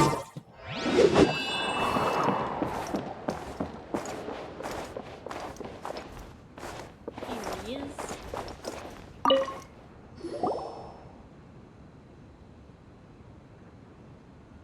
Yashiro Commissioner, I'm sure you've heard the news. The Tenryo Commission has now occupied Rito, refusing to leave until we hand Lady Hiragi over to them. I realize I have greatly offended you with my atrocious actions, and I realize also that this must sound like the very height of absurdity. But please, have mercy, good sir. I'm sorry, Mr. Matsura. I'm exceptionally busy and have but a moment to spare before my next engagement. I fear this leaves no time for small talk. So, please, if you would be so kind, get straight to the point.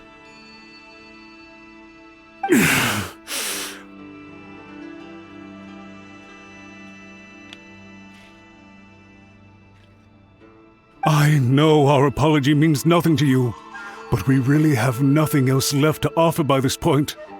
I'm terribly sorry. Everyone in the entire Kanjo Commission now realizes the gravity of this situation. Lady Hiragi is indispensable to us. We promise to always support her. So, would it be at all possible for you to talk to Sir Kujo once more, on our behalf? You make it sound so easy. The Tri-Commission will be ridiculed by the public if we choose to withdraw the notices now and eat our words. What do you plan to do about this? To lose face for the Tri-Commission is to bring shame to Her Excellency. Are you and your associates ready to face the thunderous wrath of the almighty Shogun? We will take full responsibility. We'll publish a new notice and hold a conference to explain the situation. We will make sure that the public knows this was all a huge misunderstanding. We'll do everything we can to minimize the impact. Everything we can. Master Matsura, you should have known it would come to this. Whatever were you thinking? But the Tri-Commission must always put the interests of Inazuma first, regardless of what Sir Kujo and I may feel at this present moment. If the situation in Rito is left to fester any further, things may get out of control. But Lady Hiragi and the inhabitants of Rito are innocent. If we fail to contain the situation promptly, the rumor mill will wreak havoc on the Tri-Commission's reputation. Try keeping a pet bird. You'll see what I mean. Songbirds who know how to hold a tune can be very pleasant to listen to, but they can also become irritating if they don't know when to stop. And as for the ones with excessively long tongues, well, they're so insufferable that they can't be kept as pets at all. But it doesn't take a moment to cut out their tongues and silence them for good. Yes, I understand. I've listened to your concerns, and I'll talk to Sir Kujo for you. But I can't guarantee that he will change his mind. I understand. Thank you for your help, Yashiro Commissioner. All right, you ought to return now. I'm sure you have a sizable mess to deal with back in the Kanjo Commission. Okay, then please excuse me. Thank you once again, Commissioner.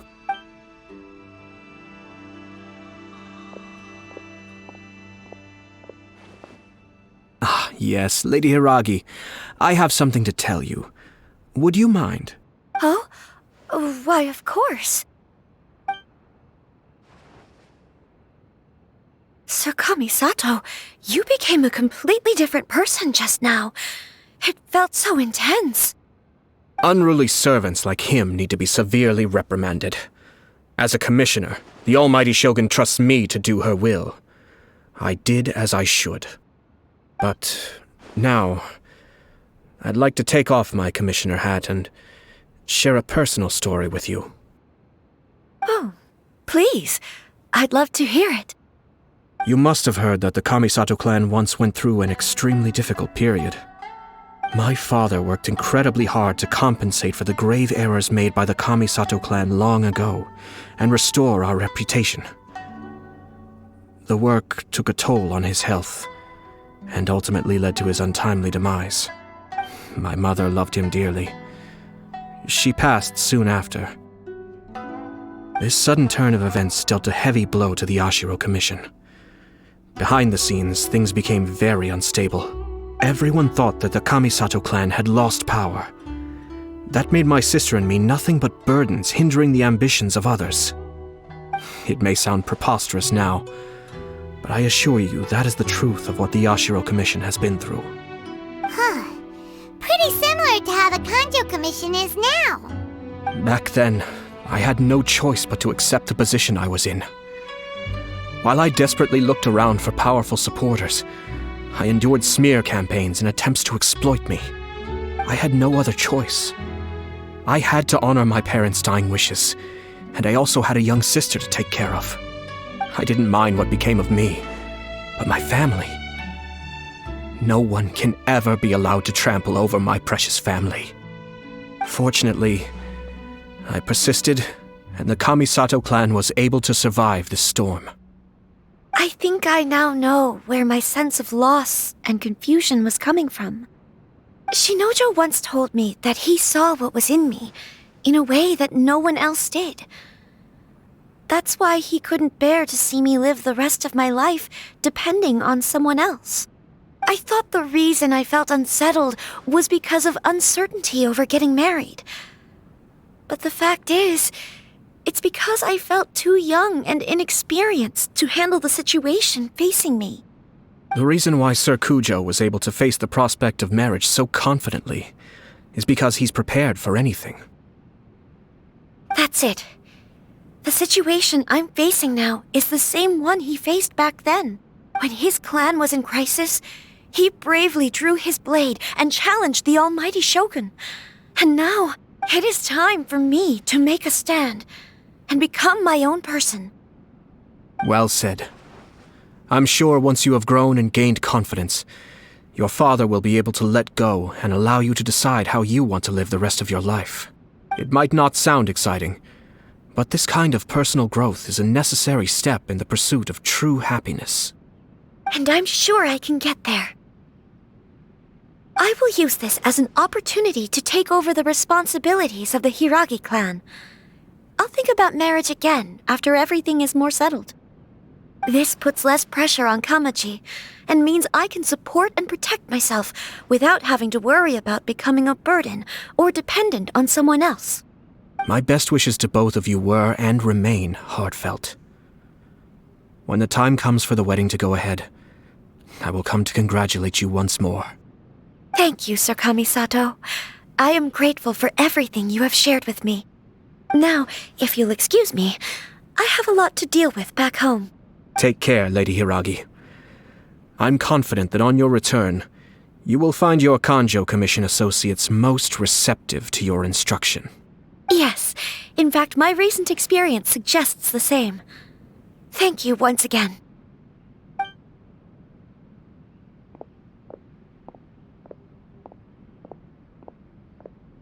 She really has the air of a leader now.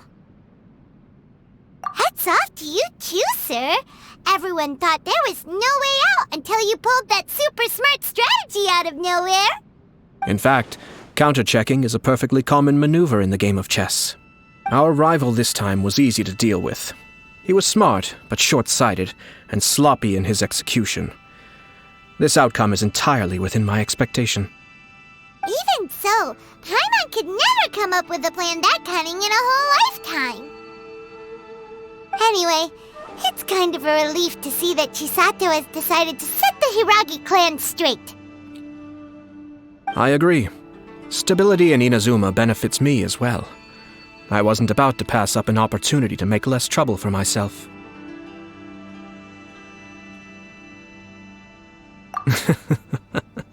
Well, the fact is that I am first and foremost the Yashiro Commissioner.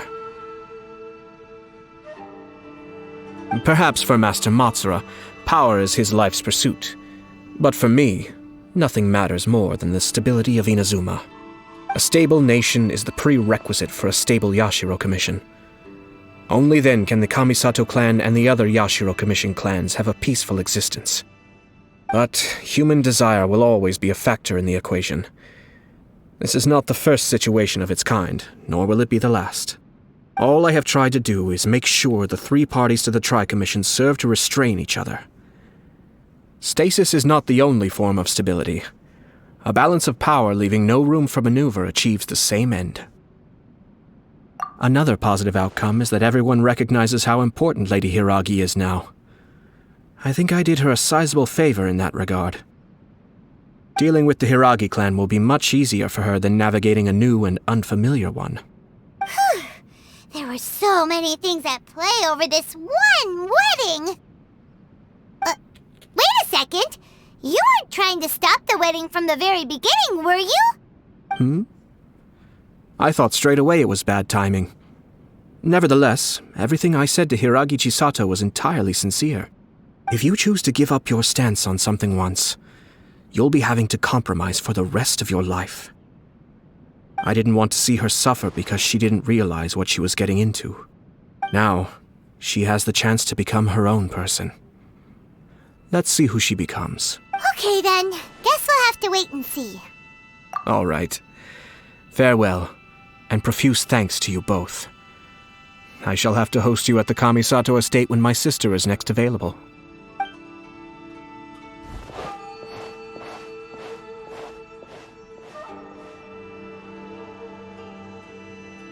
Looks like everything's resolved.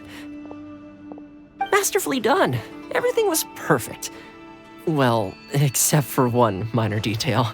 I somehow ended up with a glass of very peculiar tasting milk. Didn't you like it? I distinctly remember you saying you are quite partial to exotic flavors.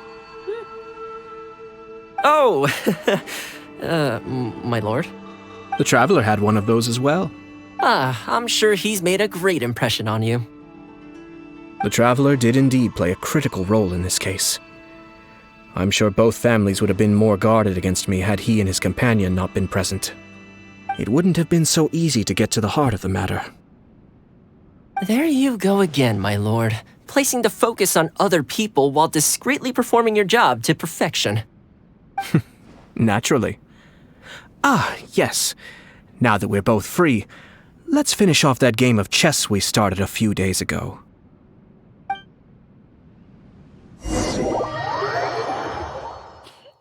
Those two are wholesome.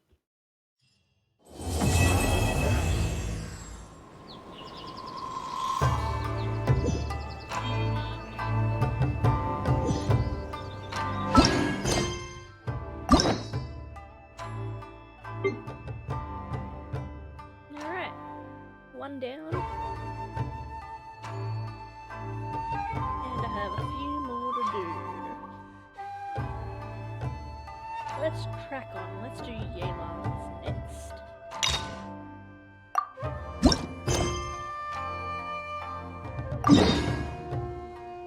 Be away.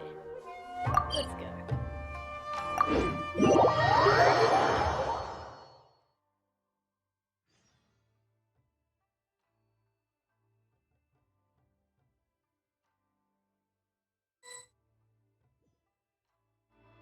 Traveler, Paimon, it's been a long time. Oh, hey, Hoishin! Long time no see! Fancy meeting you here. How's work these days? Thanks to the help of people like you and colleagues like Ganyu, better all the time. But I've been feeling distracted at work lately. I just feel constantly agitated. It's a long story. But my father, he's thinking of stepping down from the Tianshu position due to health issues. Huh? What's wrong with Uncle Tian?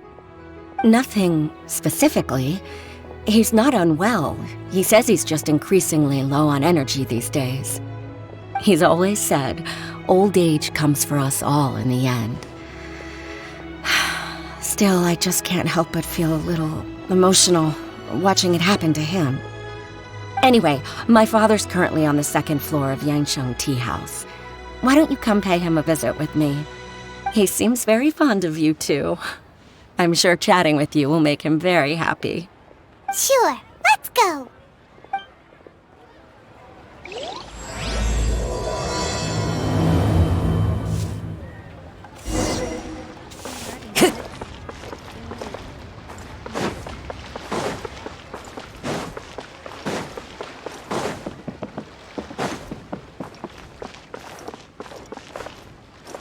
There's a second floor to this building?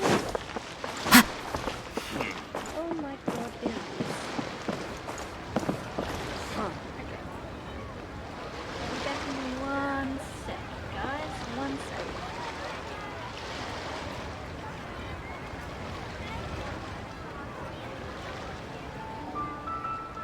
Wherever in this world I roam, I carry memories of my home. This blade. It is the last link I have to the land of my birth.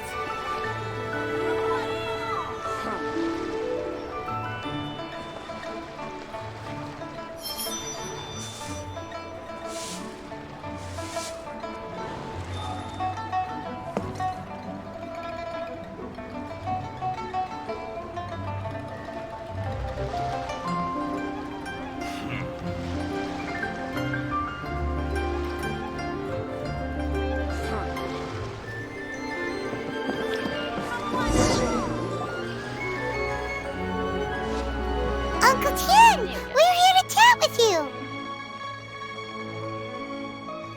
Oh? What a lovely surprise. Welcome. Hoishin, why don't you go downstairs and get the shopkeeper to make us a fresh pot of tea?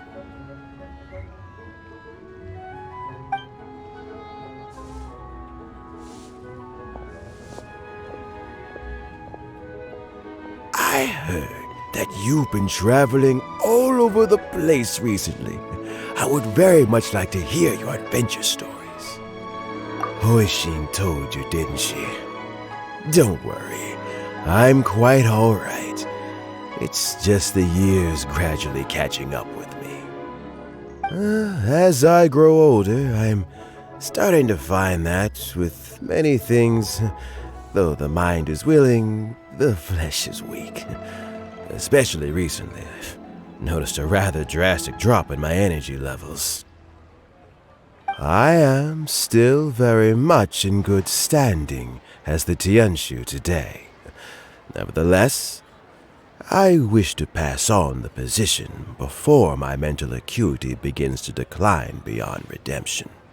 How difficult is it to transfer the Tianshu position? Oh, well, you see, the Tianshu is a rather unique position among the Liyue Qixing. Historically speaking, the Tianshu rarely appears in public. We stay behind the scenes, planning and giving advice, so a public selection process would not be suitable. We also want to keep any prospective Tianshu candidates free from influence by outside forces, so we tend to be as discreet as possible in their assessment and appointment. For these reasons, the incumbent Tianshu typically recommends their candidate of choice, and this is then approved by the other Qixing members. So in other words, you pick someone, and then Lady Keqing, Lady Ningguang, and the other Qixing appoint them?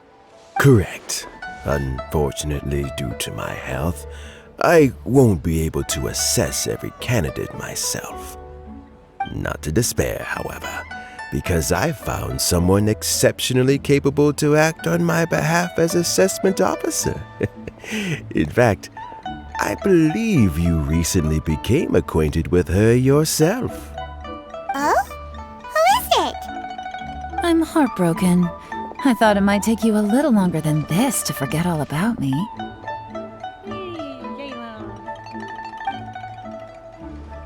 It's Yelan! Jackpot. Uncle Tian here asked me to assess 3 candidates for him. Fancy joining me? You'll be among the first to get to know the next Tianshu. Might be a good opportunity for you. What do you think? Paimon thinks so too. It can't be a bad thing to be on good terms with a new Qixing, right? Alright then. Though, I gotta say, Uncle Tian, you say you're into behind-the-scenes planning? My work's of the covert variety too. Don't you think I might make a good Tianshu? Huh? Yelan, you want to be the next Tianshu? I'm not opposed to the idea, but I suspect Ningguang wouldn't let you go very easily after how long you've been working together. So, how about this? If your investigation reveals that none of the other candidates are qualified for the position, I'll recommend you for the job. Deal. Well, you guys take your time. Everything's all set for the assessments to go ahead. Meet me on the first floor when you're ready. Until then, have a pleasant conversation. Oh, and no need to pay for your tea. As the new owner of this fine establishment, this runs on the house.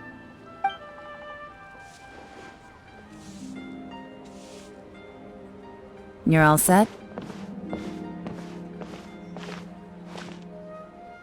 Uncle Tian seems really worn down. It's like all his energy's gone. Yeah, it may sound harsh, but Uncle Tian is past his prime. He's not cut out for this anymore. So he's recommended 3 candidates. Their names are Qinwei, Mingbo, and Zhi. Qinwei is a wealthy entrepreneur.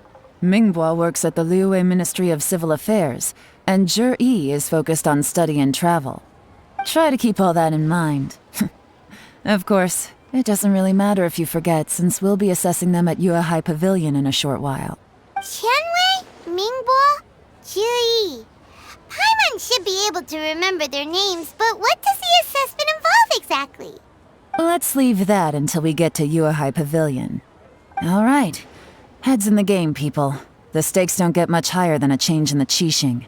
We can't afford to miss anything, no matter how small. Got it. We'll keep our eyes wide open.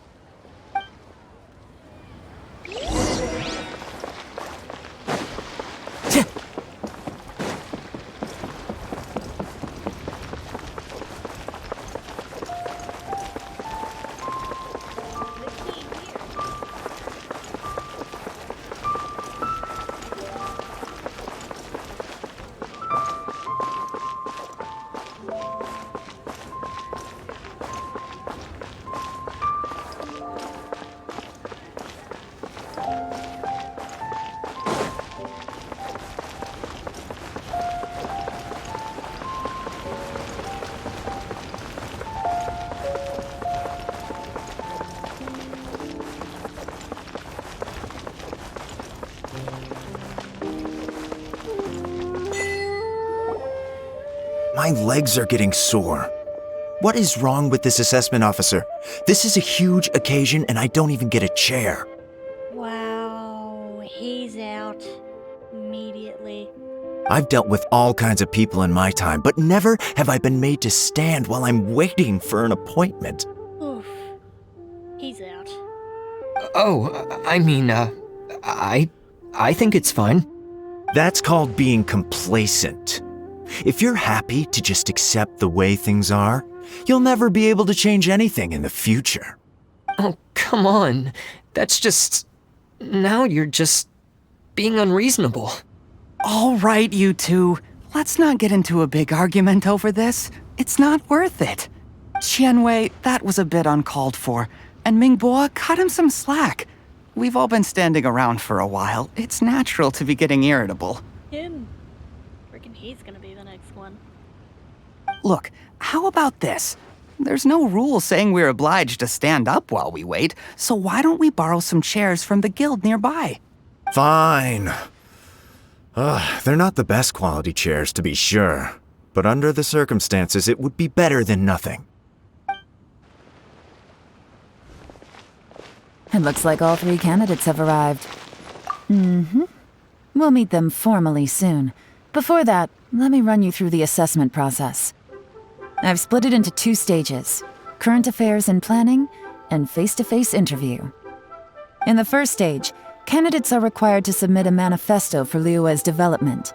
In the second stage, we will ask them some questions in person. Writing a manifesto takes time, so I informed them of this requirement in advance. These are the reports they submitted. Wow, one of them is really thick. It's also worth mentioning a stipulation I gave them. Whoever is appointed as the new Tianshu will be expected to implement their plan as put forward in their manifesto. Failing the occurrence of some cataclysmic event, they will not be permitted to change their plan. Therefore, these 3 piles of documents in front of us represent where each candidate stands on key policy issues. There's still some time. Have a skim through, get a first impression of what each person's proposing. I'll be waiting off to the side. Just let me know when you're done.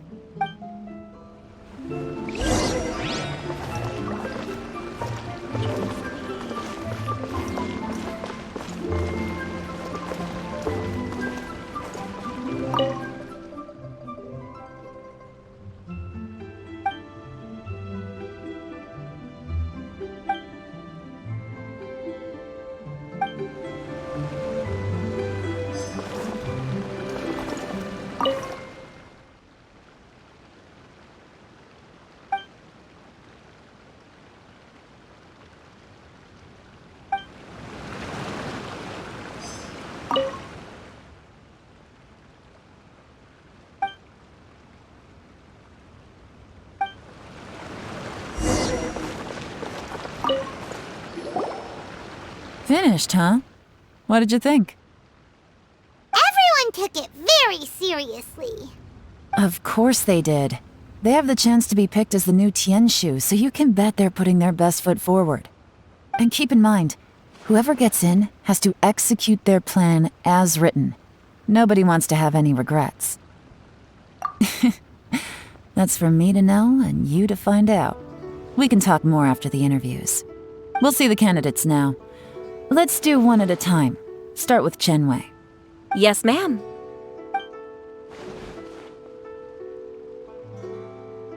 Oh? So you two are the assessment officers, are you? I had assumed that given the great import of this situation, Lady Ningguang would perhaps be assessing us in person. I certainly hadn't imagined I'd be seeing two entirely unfamiliar faces. I trust you've read through my manifesto?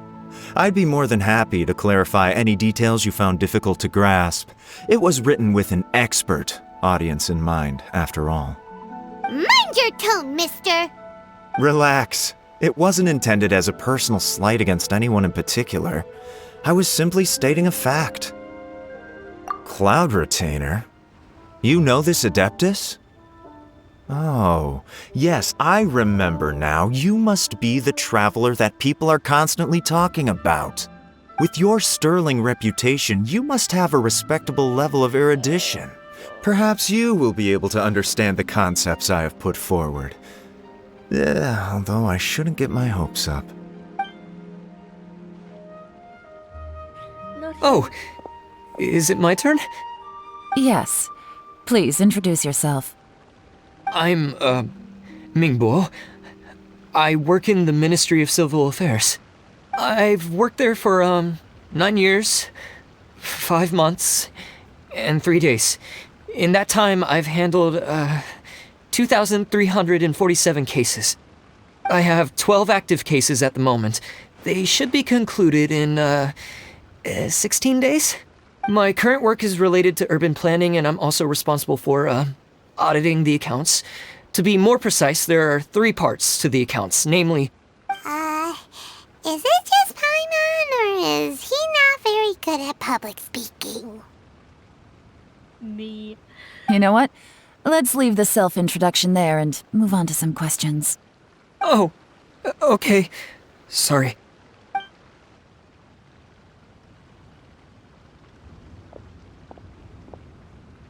Hello.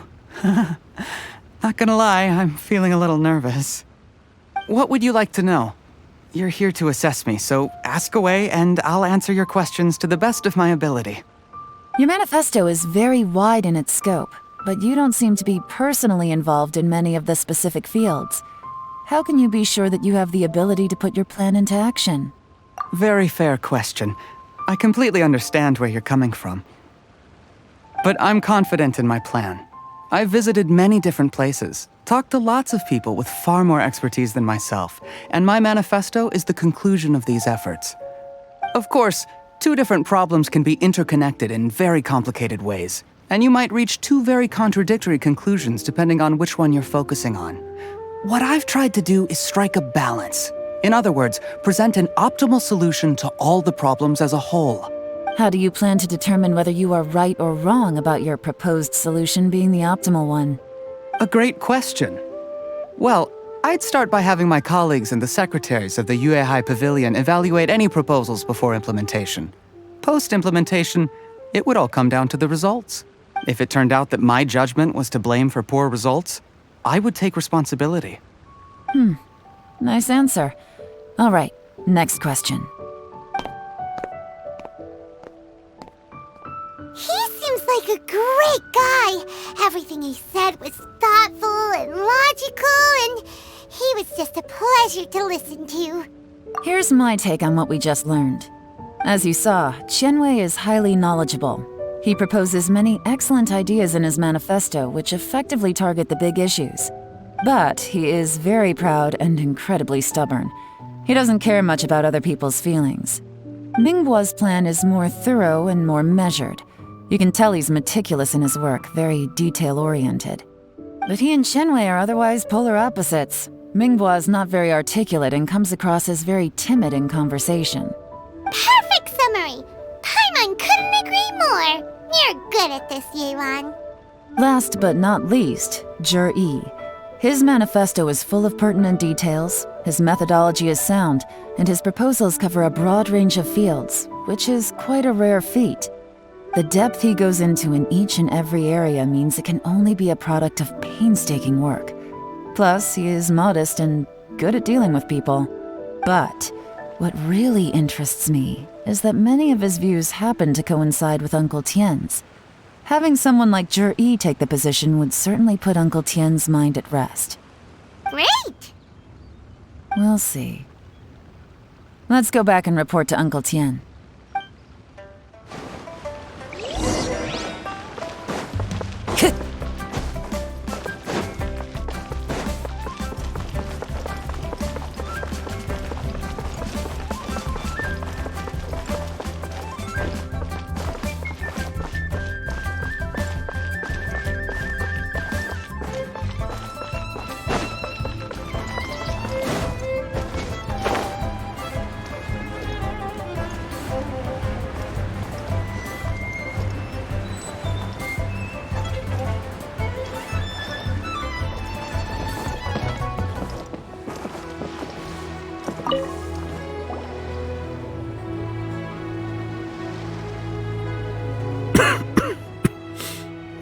I see. Then it's more or less as I anticipated. All right, then let me ask this. The ideas in Jur-E's manifesto are very similar to your own. Is there any particular reason behind this? Oh, I didn't want to say anything when I gave you the list of candidates, for fear of affecting your judgment. But I can tell you now. Those 3 candidates have all studied under me in the past. It's only natural that they share some similarities with me. But Xian Wei went on to focus on his business, and Ming Bo has always been occupied with his work at the Ministry of Civil Affairs. Of all of them, Juri was with me for the longest duration. Whoa! So how did you get to know them all, Uncle Tien? Chen Wei was referred to me by an old friend. Ming Bo came to my attention in the course of my work, and as for Juri, that was pure happenstance. We first met while fishing. Gradually, as we got to know each other, we started discussing all sorts of topics. Juri came from a poor family, and his parents died when he was very young. But he was a gifted student and a fast learner. He reminded me of a younger version of myself. So I started out giving him a few words of advice when we were out fishing and noticed how quickly he got on. Quite. And now, all of a sudden, he's grown into a mature young man. It's a joy to see, but it also gets one thinking. The young are growing up, and I am growing old. How time flies. No one can escape the cycle of life. I don't know, Uncle Tien. You still seem in pretty good shape to me. You might have another few years of work left in you, don't you think? Oh, you. There's really no need to console me. Having less energy than I used to isn't such a bad thing. It just means I finally have a good reason to retire and spend my days doing what old men like me should be doing. Going fishing whenever I feel like it. Sounds like you sure love fishing, Uncle Tien. Ooh, there's nothing quite like fishing to pass the time. Ooh, and freshly caught fish, they make the most beautiful fish soup with barely any preparation required. Fresh fish soup. Sounds tasty. Doesn't it? Also, some time ago, Juri purchased a very special recipe from an old fisherman. When we've been fishing recently, Juri always brings some extra ingredients he prepared in advance.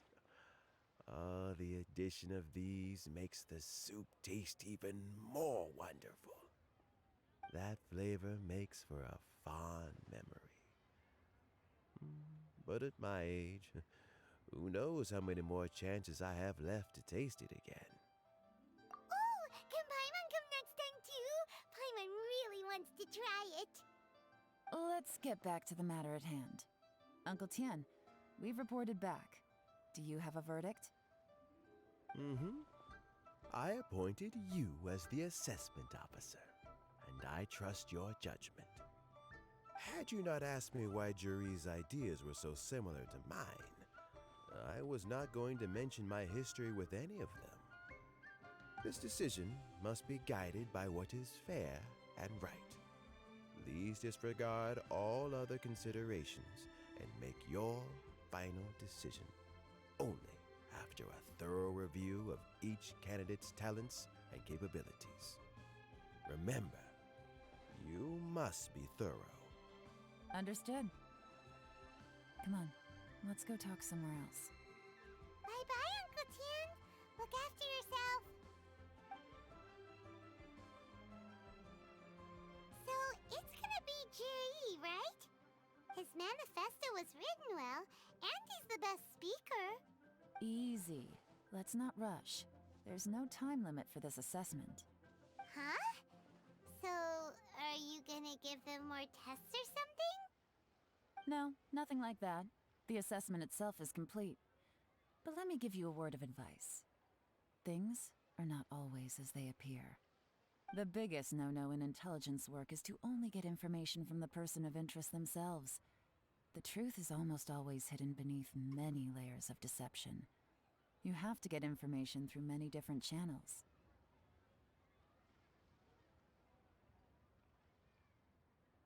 For example, Wenyuan, Shanghua. Yes? Huh? Where did these two appear from? Lady Yelan, what are your orders? Ugh! Who are they? Where did they come from? Did they scare you? These two are Wenyuan and Shanghua. They work for me. As my trusted assistants, they are always standing guard nearby. They also perform various assignments as required. Shanghua is a business expert who gets his information by trading. Wenyuan relies on word of mouth. And there's also Wu Pei, who's not here right now. That meathead must have been out there on sea surveillance for some time now. Is he all right? I seem to remember that he can't swim. Nothing can take that guy down. Certainly not a little wind and waves. Shanghua, visit all the commerce guilds and look into Qianwei's background. Wenyuan, go to the Ministry of Civil Affairs and look through Mingbo's work files. Yes, ma'am. So what about Juri? Juri, well, obviously as the most promising candidate, we will be investigating him ourselves. Let's go to the docks first. Lots of people passing through there. You can find out all kinds of things. If we're looking for information, why don't we try talking to Bulai, the owner of Wanyu Boutique? He does business at the North Wharf. Maybe he has some news for us. That's actually not a bad idea. Let's go and ask him.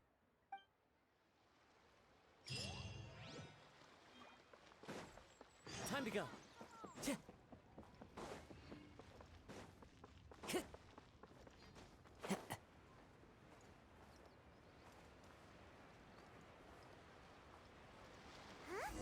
What's Bulai doing here today?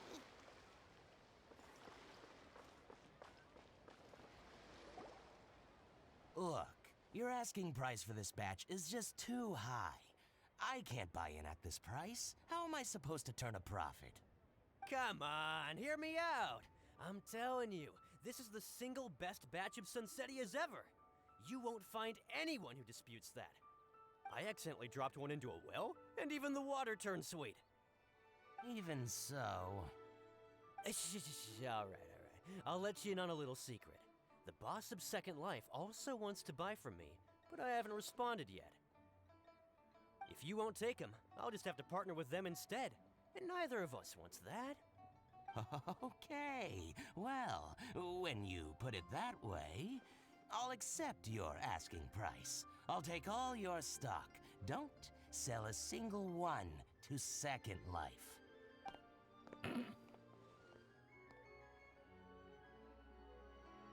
Oh, what are you doing here? And to be clear, these Sunsetias are mine. I got to them first. Don't get any ideas. Actually, we wanted to ask you about a guy called Juri. Have you heard of him before? Juri? Yes, he's quite well known. I've heard a story about him. They say he was born into poverty. His parents died when he was young, and he was treated cruelly by the local community. One of his neighbors was terribly rude to him all the time, but Juri never retaliated. And when his neighbor went bankrupt, he even helped support the family. He returned cruelty with kindness, injustice with peace offerings. A gentleman of talent and character, and... oh, how did I not notice him sooner? In fact, maybe I'm not too late. If I could hire him to be the brand ambassador for Wanyo Boutique. Oh, he sounds like a decent man. We can finally breathe a sigh of relief. Why are you asking about him anyway? You aren't looking for a brand ambassador too, are you? Well then, in that case, the higher bidder takes the... Ah, that's Juri right over there. Why don't we go and talk to him? Where? It's him, all right. Looks like he's chatting with Lin Long. Come on, let's follow them and listen in. Try not to let him see you. We want this information to be as truthful as possible. I'll just go and fetch an employment contract. And hey, don't try and cut me out of this. Hey! I understand. Let's walk and talk.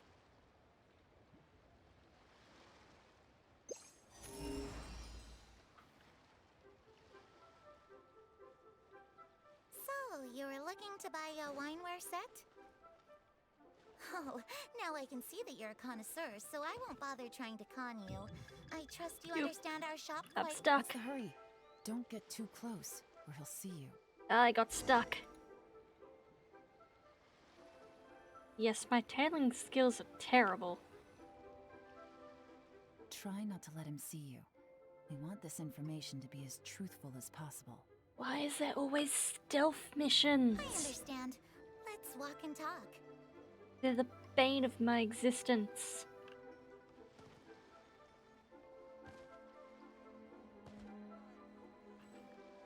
So, you were looking to buy a wineware set? Oh, now I can see that you're a connoisseur, so I won't bother trying to con you. I trust you understand our shop quite well?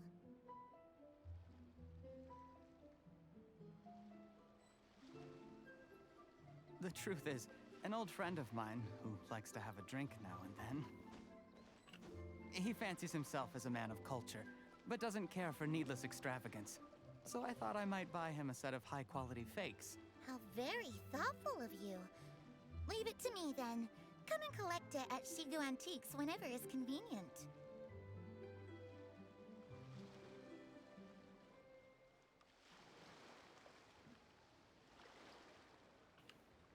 Thank you very much, Miss Lin Long. It's my pleasure, Mr. Juri. These days, it's quite rare for someone of your standing to still keep up with their old friends. It's nice to see. I'll be sure to pick out a good set for you. You can count on me.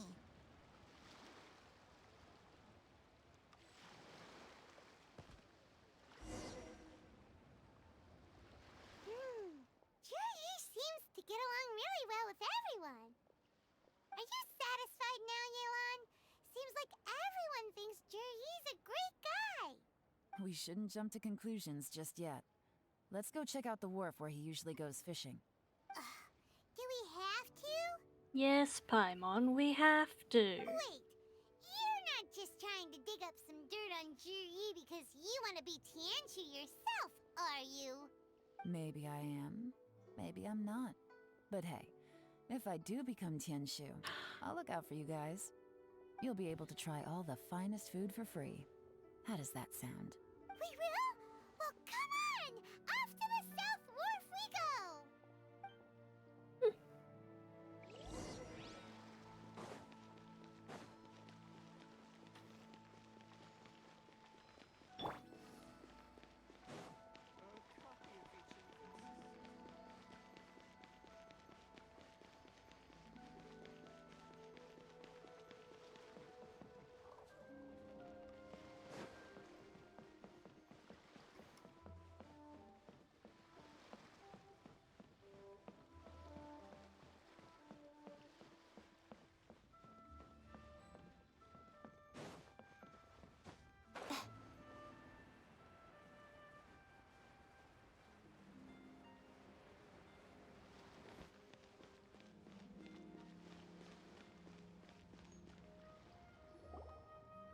wharf is as busy as ever. I hear the anglers here sometimes sell their fish to the nearby fishmongers. Let's see what Uncle Soon has to say.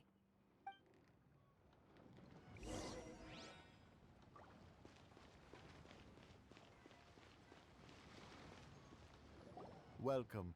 What would you like to buy today? Sorry to interrupt. We're actually members of the, Liyue Anglers Association, and we just wanted to ask a few questions about someone. We've heard about this young man called Zhi, who's supposed to be a fantastic fisherman.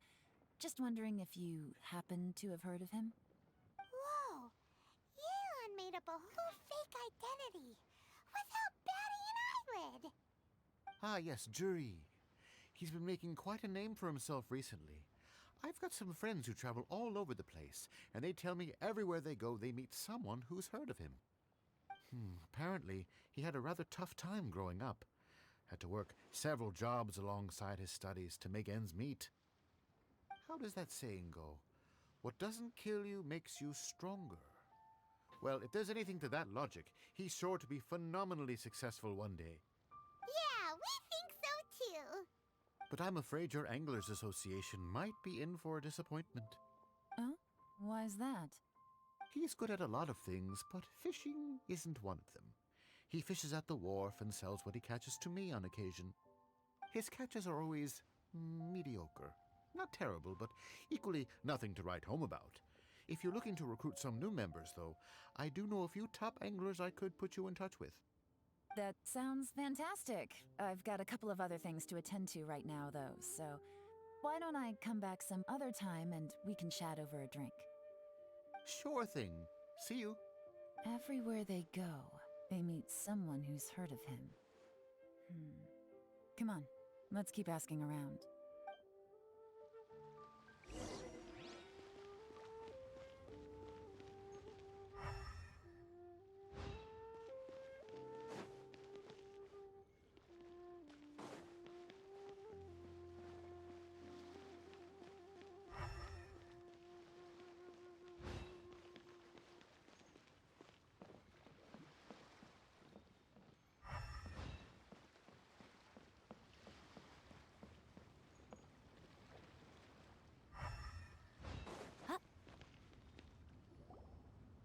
Here to buy some fish? It's 300 for 1 or 3 for 1,000.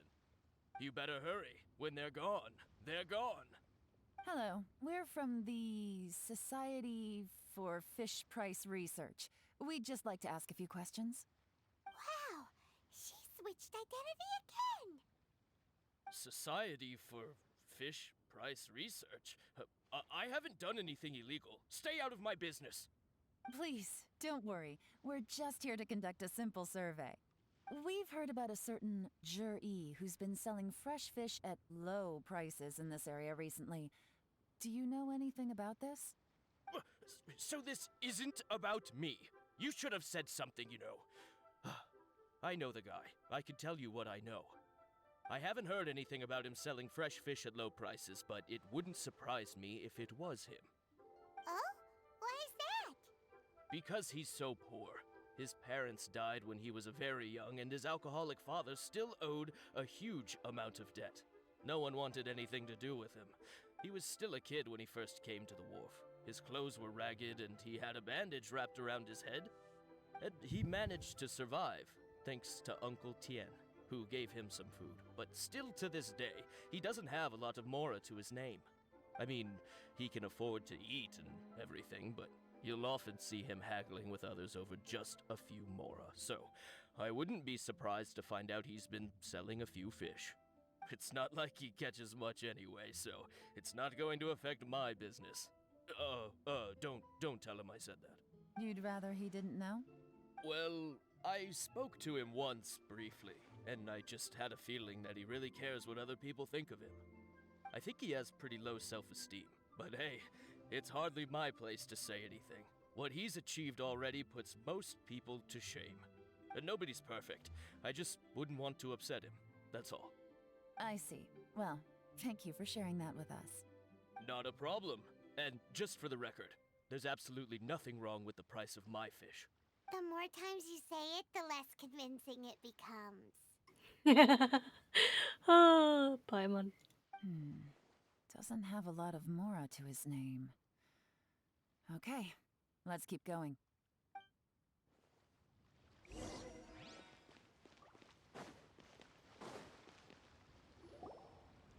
Hey, it's you guys! Wait, what's the phrase? Oh yeah, honored to meet you. What brings you to me?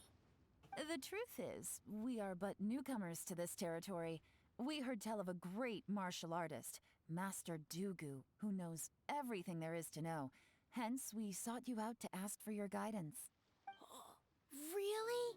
People said I know everything there is to know?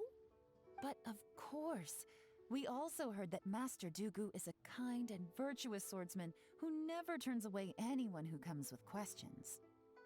Great! So what do you wish to know? Nothing happens on this street that I don't know about. Now she's lying to a kid. So, Master Dugu, have you heard of one by the name of Jur-E? Sure have. You mean that guy that all the grown-ups are talking about these days? I've heard many tales of Juri. For example, I can't remember. Probably because it's nothing that important. I prefer stories about sword-fighting heroes! Oh, I can completely understand that. Then let me ask you this. Do you remember roughly when the grown-ups started talking about Jur-E? Oh yeah, I know that! It was about 2 or 3 months ago. Before that, people always used to talk about Juri in a kind of nasty tone of voice. But 2 or 3 months ago, suddenly everyone started to like him. Sometimes he gives me candies, so I'm glad that people are starting to like him now. Just as I thought. Huh? What do you mean? I mean, just as I thought, Master Dugu is indeed as kind and virtuous as the legends claim. I'm not that great. Oh yeah, one other thing. These days, there's a lot of people I've never seen before talking about Juri stories in the street. They seem like nice people. Oh, definitely. Great! So next time I see them, I'll say hi. And I guess I can share some of my candies with them too. Certainly. You can also tell my friend in Yansheng Tea House about what they're up to. I'm sure my friend would also like to say hi to them. Thank you, ma'am! You're welcome. Well then, fare thee well, Master Dugu. Until we meet again. Any of that sound strange to you? Strange? What was strange about it? Jur-E seems to have a great reputation. Uncle Soon and Uncle Gao spoke highly of him, and Dugu Shuo seems to like him too. True. But the issue is, where did his sudden celebrity come from? It almost seems too good to be true. Sudden? Too good to be true? What do you mean? So he returns cruelty with kindness, and had to work to support his studies. These are the kinds of things that make someone well known in their hometown. But Uncle Soon said even his friends who travel far and wide hear about him wherever they go. That's a little over the top, if you ask me. Do you remember what Dugu Shuo said about Jur-E's stories? Clearly they left him with a good impression of the guy.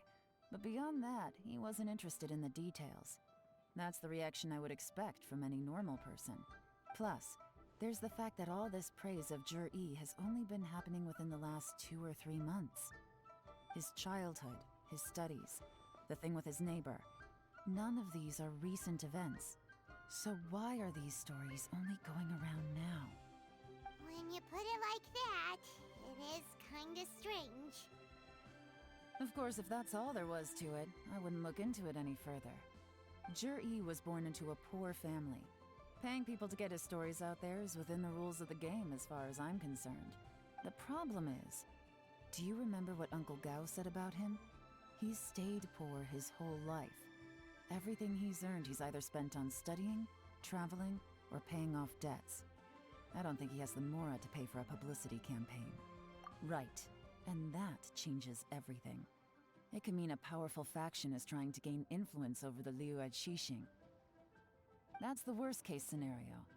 But all too often, the most pessimistic speculation turns out to be closest to the truth. Someone's trying to gain influence over the Qixing? That sounds serious. What should we do? Even if we ask Jiri about it, surely there's no way he'd admit it. First, we need to find out who's supporting him. Don't worry, I've got a plan. Remember the current affairs and planning stage of the assessment? Since the successful candidate is duty-bound to implement their plan after taking office, their manifesto tells us their stance on key issues. Whoever is secretly helping Jur-E must be seeking to benefit from his actions after his appointment. So, we should be able to find some hints in Jur-E's manifesto on who we're dealing with. Come on, let's get back to Yansheng Tea House.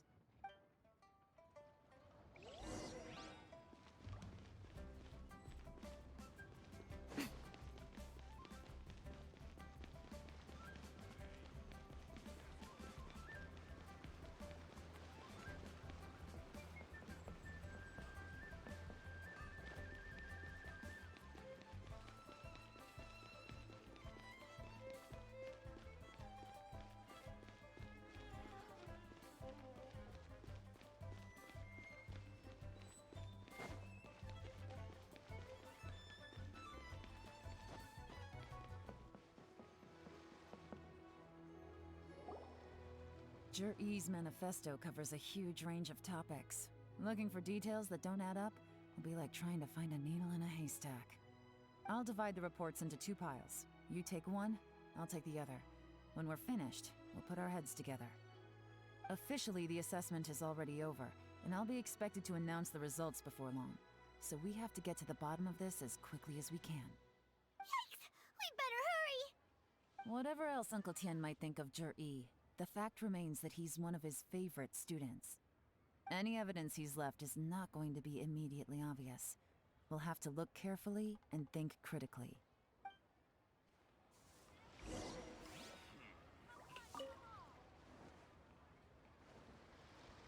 Even though Yelan took half, this is still a lot to get through.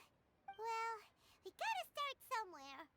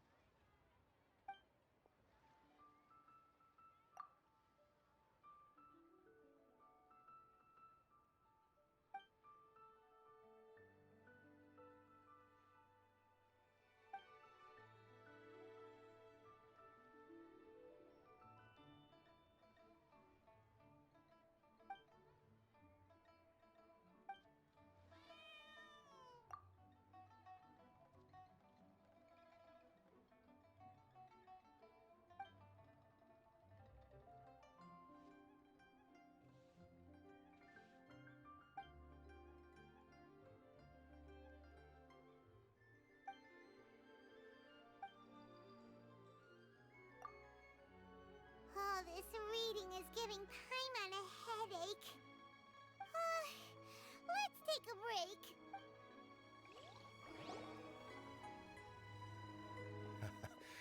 Looks like I'm the first one back, as usual. Oh, hey! It's one of Yelan's little helpers, Xianghua! If you're back, that means you finished investigating Tianwei, right? You betcha. I visited all the commerce guilds and gathered a wealth of information. Every time they asked me to leave, but I always had another trick up my sleeve. Don't drag this out. Just tell us your findings. Yes, Lady Yelan. To summarize my findings, most people who've had interactions with Tianwei will start out complaining about how proud and arrogant he is, but then go on to give a generally positive appraisal of him. The young master of the Feiyun Commerce Guild said that Tianwei appears arrogant, but he's very scrupulous in the way he works. Once he signs a contract with somebody, he treats them fairly regardless of their background. Who'd have thought? Is it possible that his reputation is fake? Is there any way you can check the accounts of the businesses under his name? In theory, that should be very difficult. But here's the thing. I asked around and found out that almost all of Qianwei's accounts are open to the public. Where he buys from and sells to should be confidential business information, but he doesn't seem interested in protecting it at all. Qianwei often sees business opportunities that others don't, but once he's made enough mora off of it, it's like he gets sick of it and releases all of his trade secrets.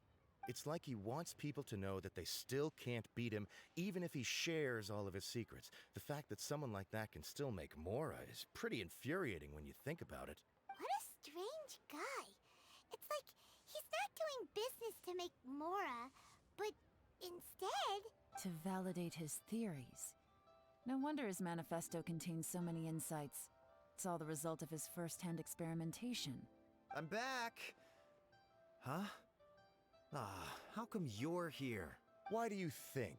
Obviously, because I possess superior skills and am always one step ahead of the competition. Well, when you're the competition, at least. Whatever. I'm not getting into an argument with you. If I hadn't had something else to take care of on the way, I would have been back long before you. Lady Yelan, I have finished investigating Mingbua. Well, we're all ears.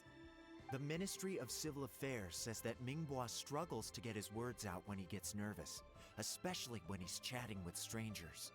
But after a few days of getting to know him, you can pretty much have a normal conversation with him. On the whole, the feedback from the Ministry of Civil Affairs was very positive. He always considers the things that everyone else overlooks. In your opinion, was the Ministry of Civil Affairs' appraisal of Mingbua at all exaggerated? I don't believe so.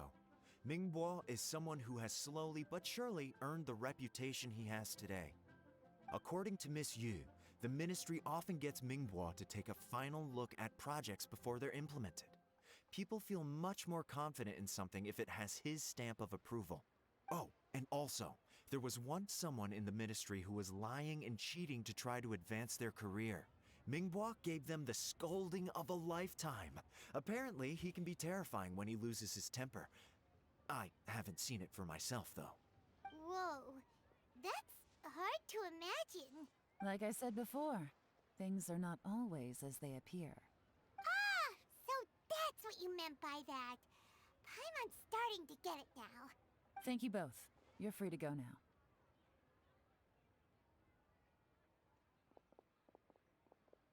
So, have you finished reading the manifesto? We still have a bit left.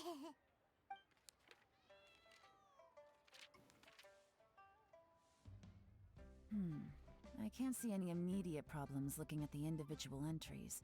The only one that strikes me as a little unusual is the Qiangshu Pool redevelopment plan. Qiangshu Pool has always been home to many secrets. Plus, Ajdaha once wrought havoc there, so there are even more secrets buried deep underground. At some point, a rumor began to go around that there is great treasure buried beneath Qiangshu Pool. A long time ago, with the approval of the Qixing, a mining team conducted an exploratory excavation there. So, did they find any treasure? None. The ruin was completely impenetrable. The only way they could have gotten through the solid rock would have been by blowing it open with a special kind of explosive. The technology wasn't mature enough at that time, so the excavation project was shut down and the treasure became a mere legend. Zhi-Yi's manifesto focuses on solving problems, and this treasure hunt seems extremely risky.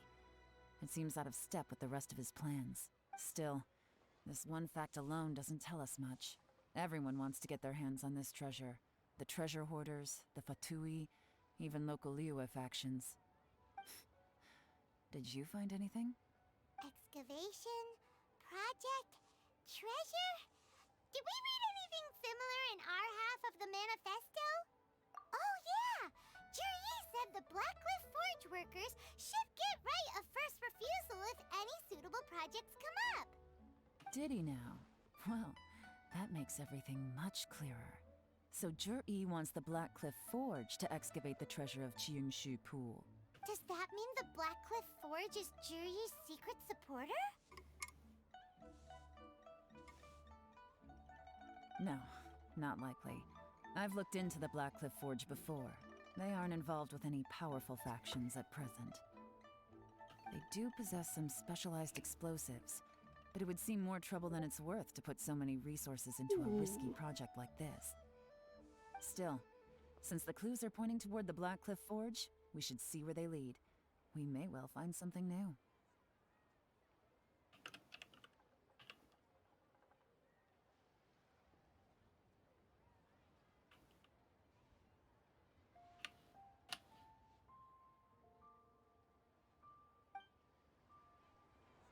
Shenwei and Mingbo both turned out to be completely different than what we thought.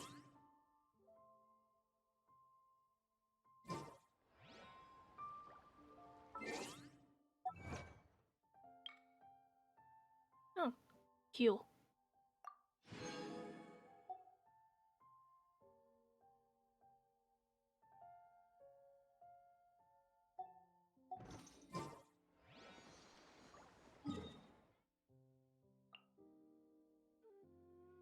There. Hey. What about Juri? Is there another side to him too? Lines. Their stories really make for terribly dull reading. If this rain keeps up, my fur will be dripping wet.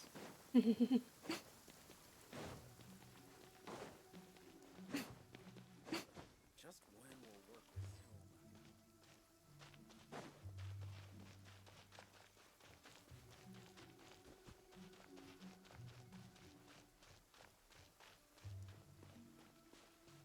This is the Blackcliff Forge. Let's look around for clues.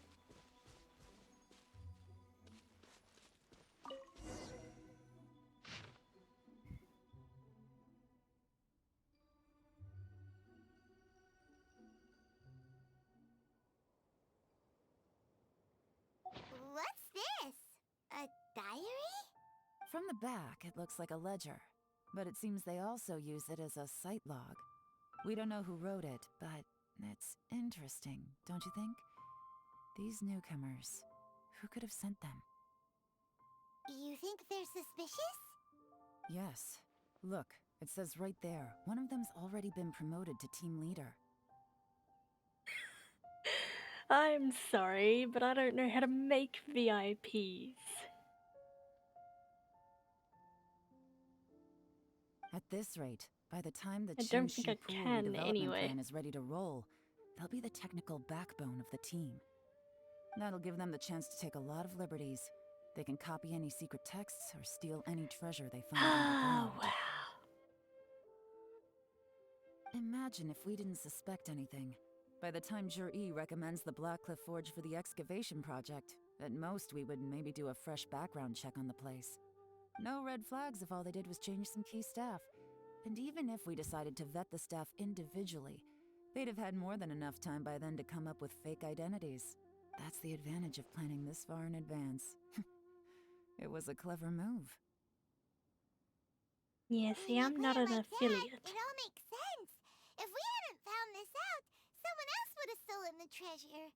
So, who's really behind all this? That's a question for the newcomers. But let's start with that worker over there for now.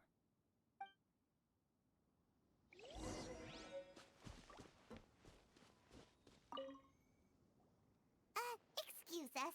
We want to ask you about the newcomers. You want them to teach you or something?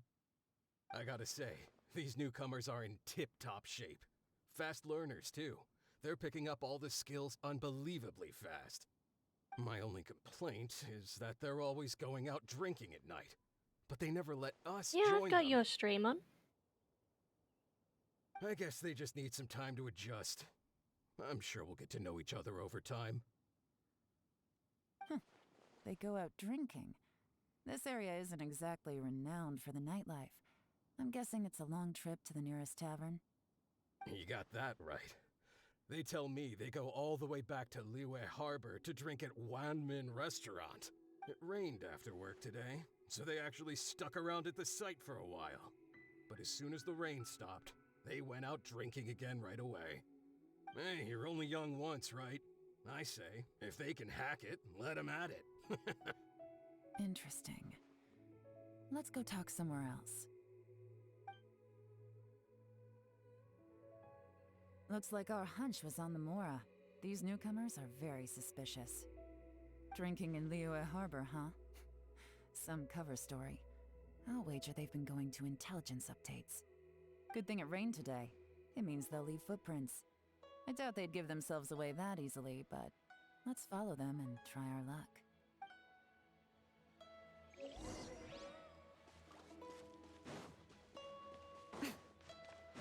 They went that way! Hurry, we gotta catch up!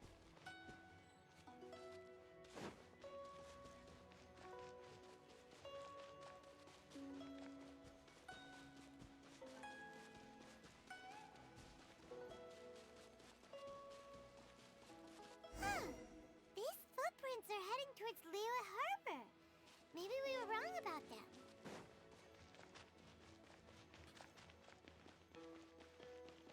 Just as I thought. They didn't go to Liyue Harbor. They went that way.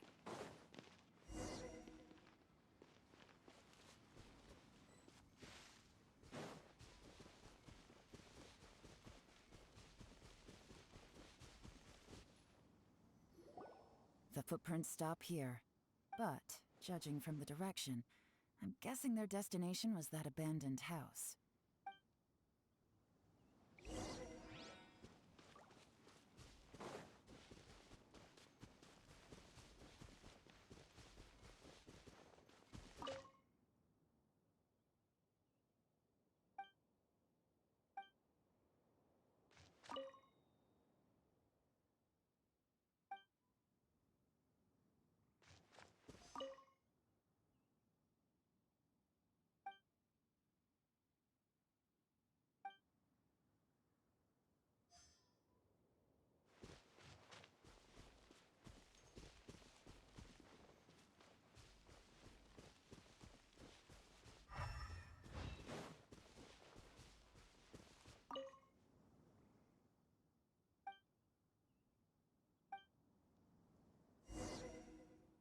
Looks like we were too late. This has gotta be where the newcomers rendezvous with whoever they're working for. But all the evidence has been destroyed. Look at these ashes. Someone was burning documents not long before we arrived. Could there be anything left? Maybe the wind could have blown the fire out before everything was finished burning. The odds of that are very slim. It's practically impossible. I've checked. All the paper's been burned. There's only ash left now. Why don't we wait for them back at the Black Cliff Forge? They've gotta go back there sooner or later. We can't count on that. Clearly they were based here at one point, but it's mysteriously abandoned now. To me, that says that whoever's behind this has moved them somewhere else, to throw our investigation off course. Darn!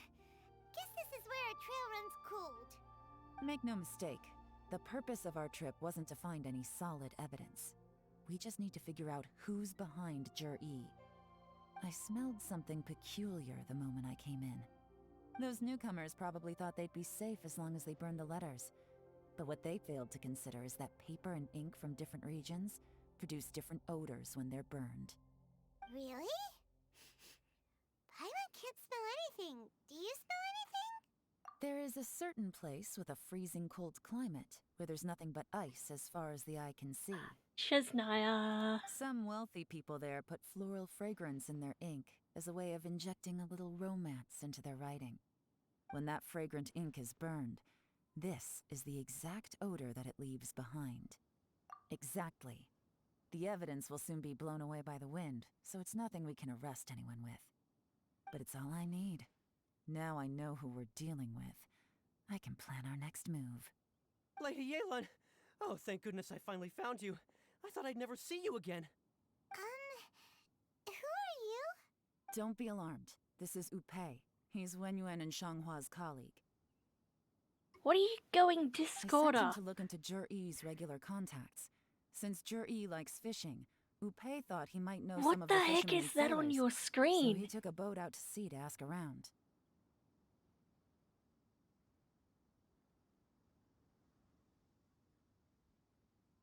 No, I'm just finishing this story quest and then I'll join the chat, okay? I left him a note at Yanshang Tea House telling him to look for me at Blackcliff Forge when he got back. If there'd been an ambush waiting for us there, it means we'd have had some backup. So, what did you find out at sea? Forgive my incompetence. I'm afraid I've come up empty-handed. I asked all the fishermen multiple times, but none of them had any interactions with Juri before. Then the waves got so choppy I ended up falling overboard. Fortunately, someone managed to drag me out. When I got back, I heard that you'd gone to Blackcliff Forge and might need backup, so I went straight there as fast as I could. Didn't even stop to change my clothes.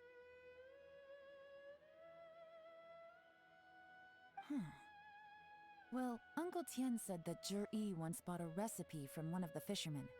Did you hear anything about that at all? What? That's news to me.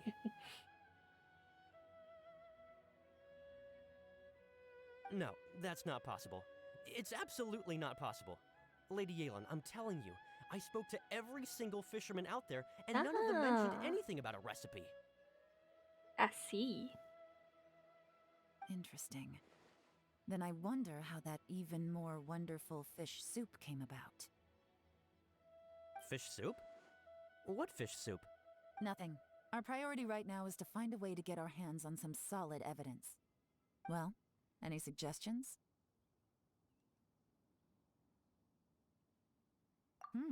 Not a bad idea. Upe, what do you think? Honestly, I've already tried following Juri, but the guy's too cautious. Never meets with anyone suspicious. Okay, so tailing's out. Wow. Just wow. No, we'll still need to tail him. But first, we need to do some groundwork. Groundwork? When you've worked in intelligence for a long time, you'll understand that no one can stay on high alert forever. Especially when he thinks he's about to win. Tomorrow morning, I'll announce his victory at Yuehai Pavilion. Take a guess what you think he'll do next. Be sure to arrive on time. You won't want to miss the show.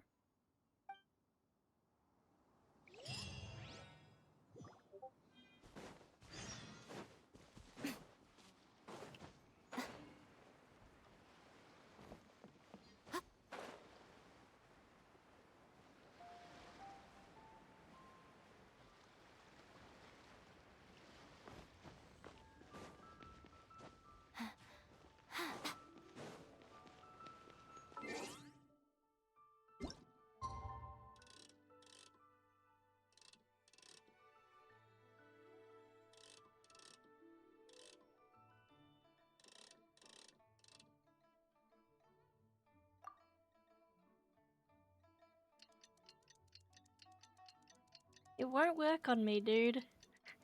Not while I'm doing story quest.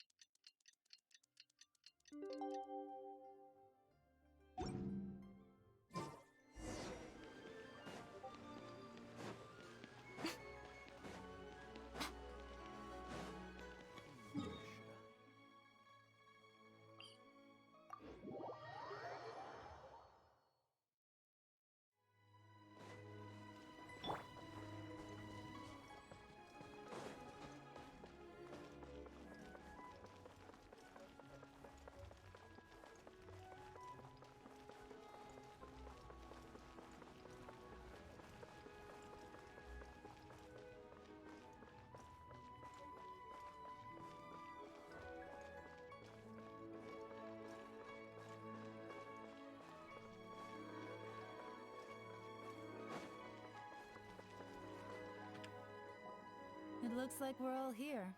Well then, time for me to announce the results of the assessment process.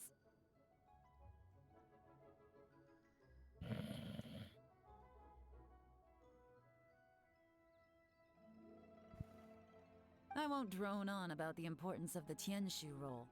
Suffice to say that Uncle Tien entrusted me with the monumentally important task of assessing the candidates. And now, it falls to me to give him a satisfactory answer. All of us here know the score. Don't beat around the bush. Just get on with it. Qianwei has many pioneering ideas, but some of his plans are lacking in detail, and he easily gets into testy exchanges with other people. Mingbo is reliable, but not quite ambitious enough, and because of his personality, he struggles to win people over. In contrast, Zhi is evenly balanced across the board, and enjoys an excellent reputation in Liyue. After much consideration, I have decided to recommend Zhi to the Liyue Qixing. What? Oh, congratulations. Thank you. Honestly, I'm a little surprised to hear my name being announced. In my estimation, all three of us are worthy candidates for the Tianshu position. As your competitor, I've become keenly aware of your great talents. Would either of you entertain the possibility of working with me in the future and taking on some of my workload? I'll have to see. I'm in a bad mood. This is the last thing I want to be thinking about right now. I don't mind, as long as I can help. Okay, well, that's all from me. Zhi, you'll have some preparation to do. It won't be long before you're informed of your official appointment. I hope you will work hard and make Uncle Tian proud. I will live up to the Tianshu name. On this, you have my word. I should go. I need to pack my things, and then I think a celebratory meal is in order. Would anyone like to join me? Count me out. I'm not in the mood for a celebration. Zhi seems pretty relaxed now. This would be a good time to follow him. Hey, Traveler, tell me something. What exactly does that guy have that I don't? If you can't answer that, I'm not accepting this result. I, also wouldn't mind knowing. Oh no, if we get stuck here, we won't be able to leave! Follow him. Yes, ma'am.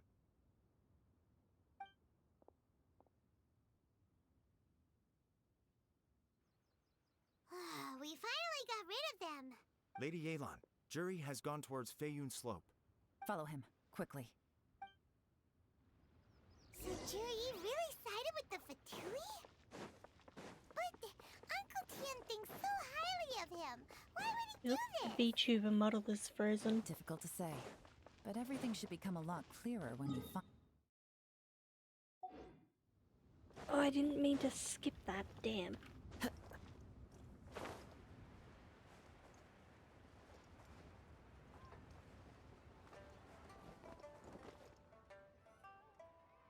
I'm sorry, Lady Yelan.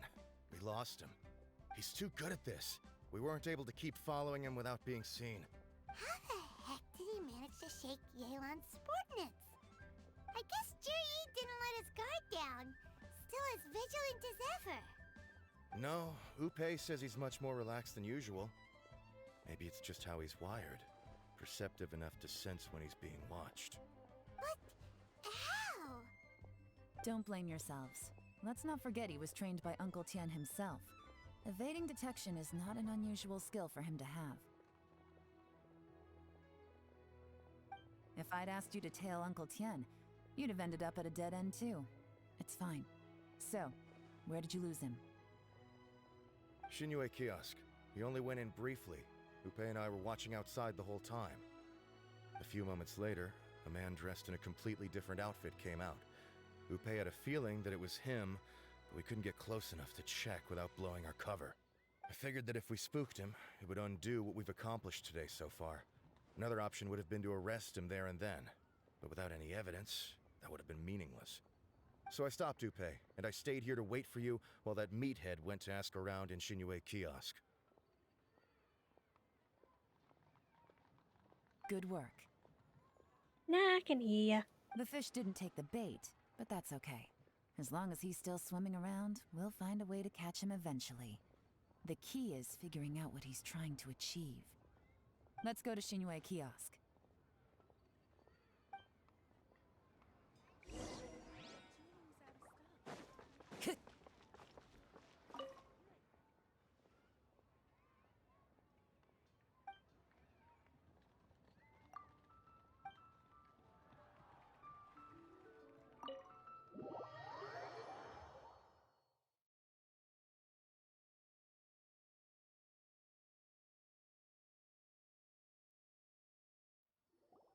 Could you explain to me how that works? A guy like him comes in, changes his whole outfit right under your nose, and you don't even ask him about it? Our customers are free to dress however they please. What grounds would I have to question him? Okay, fair enough, but didn't you think it was just a little bit strange? Well, maybe I did, but it still doesn't give me the right to stop him. Enough. Let's tone this down a little.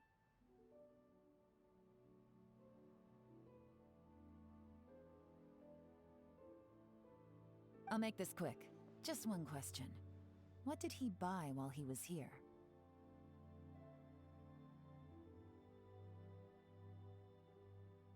Oh, he didn't buy anything. He just picked up a bottle of liquor that he ordered ages ago. A bottle of liquor? Yes, a very strong kind. Fiery, with a rich flavor. Not something the average customer would order. This gentleman ordered it in person from us a long time ago. He was only here today to pick it up. Liquor? And where? I see. Let's go. Where to? Shigu Antiques.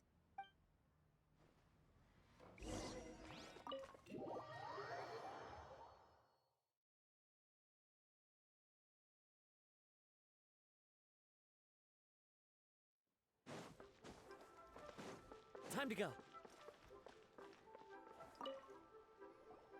Hey, Miss Lin Long. Sorry to bother you. Zhi ordered a wanware set from you not long ago, right? We're friends of his. He's been telling us how impressed he is with the quality, considering how affordable it was. So we just had to come and take a look for ourselves. Sure. Which model are you looking for? We don't really know a whole lot about wineware. Let's just go with Zhi's choice. Would you be able to show us the one he bought? Zhi picked up his set not long ago. As a quality imitation of an antique wineware set, it has the look and feel of a luxury item. Just so you're aware, we don't have many of this model left in stock. And now that Mr. Zhi has taken one, I'm afraid it may encourage the price to go up a little. Don't worry. Price shouldn't be an issue. I'm sure we can work something out. But I'm just a little hazy on one thing. Did Zhi's wineware set include wine glasses, or...? For this set, the wine glasses are sold separately. Minimum purchase is 1 glass, maximum is 4. Mr. Zhi bought 2. Okay. Thanks, Lin Long. Seems there's a little more to buying wineware than I first thought. We'll have to mull it over. Well, don't take too long. We could sell out any day now. All right, see you next time.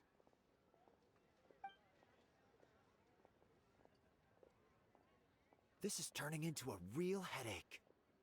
I'd just like to point out that we have the self-professed Grand Master of Fieldwork here to thank for being wholly incapable of tailing an ordinary civilian without being seen. It's not like you did any better. My specialty is information trading, okay? I don't have the physical agility. What's your excuse? Fair point. Yelan, so has the plan failed? Oh, if we can't figure out where Zhi went, there's not much we can do. But why was he buying liquor at Shinue Kiosk anyway? To celebrate? If so, it's no ordinary celebration. What do you mean? First of all, Zhi isn't much of a drinker. On some level, he hates alcohol because of what it did to his father. If he was just looking to celebrate by himself, he wouldn't spend his meager savings on an expensive bottle of alcohol, let alone buy a pair of special wine glasses. No, this is a victory feast, held in honor of Zhi's private sponsor. Whoever this person is clearly enjoys hard liquor and has a very high status, hence the need for expensive-looking wineware. Now, where might we find Fatui who match that description, I wonder? Fatui officials. Should be either the Snezhnayan Embassy or the Northland Bank. Have both locations surrounded. Take as many people as you need. Lady Yelan, is it time for us to make our move? If so, you can count me in. Get with the program, would you? This is a covert surveillance operation. Hmm? Zhi may be vigilant, but that doesn't mean the same is true for his drinking buddy. In which case, we don't need to change tactics. Just change who we're following. Great idea! So So we just need to find out who Juri bought that liquor for and follow them instead. But Lady Yelan, if we get caught, this could become a major diplomatic incident. I'm well aware, but don't you see? Jur-E is gambling everything on this. If we really want to catch him, we're going to have to accept a little risk ourselves. Stick to your orders, and make sure we're covering all other bases too. Anywhere else Jur-E might be going. I want eyes on those locations. Yes, ma'am. Don't worry, Lady Yelan. Jur-E may be a slippery character, but we'll keep a close watch on the movements of all Fatui officials. I'll be waiting for you at the tea house. If I'm guessing correctly, Fatui officials are likely to take action at night. You should go and get ready. Then meet me at Yansheng Tea House.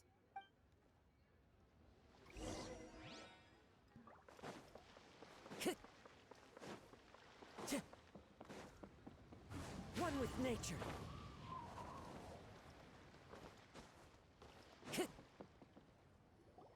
Perfect timing. Wen Yuan just sent word that the Fatui ambassador, Yusupov, just left the embassy alone. He's heading in the direction of Qingshu Pool. Qingshu Pool? That's the place Juri mentioned in his manifesto. It looks like that's where they've arranged to meet. Sensible choice, I'll give them that. Qingshu Pool is always crawling with monsters. Most people wouldn't dream of going there. It's one place they won't need to worry about being seen. Oh no, we gotta go get them! Let's go. If my hunch is correct, we just might hit the jackpot this time.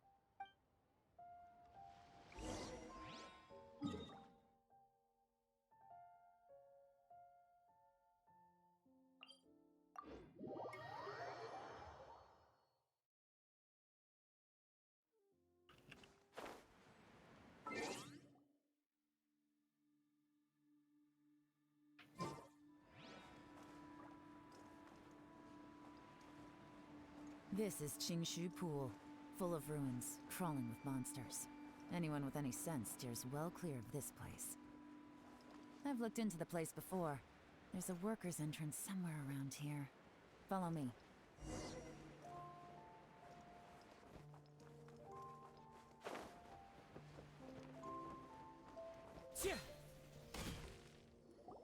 There's been some work done on this place in the past, but it's a bit of a labyrinth inside. I can't guarantee we'll be safe once we're underground. The workers left an emergency access route.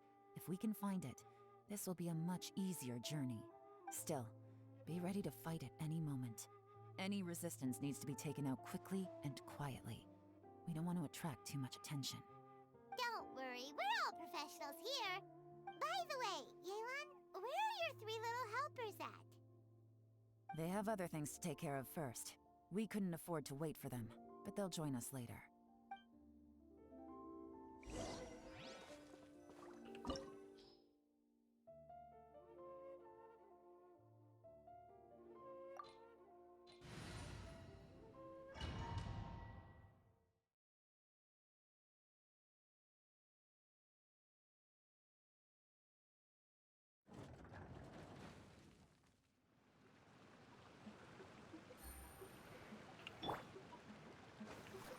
Come on, we can do it.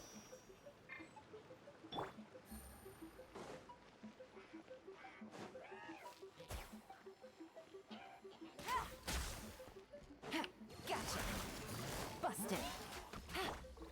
Emerge. Right here, right now. A sight to behold. Emerge. Right here. Silence! As I expected, but this shouldn't be too much trouble.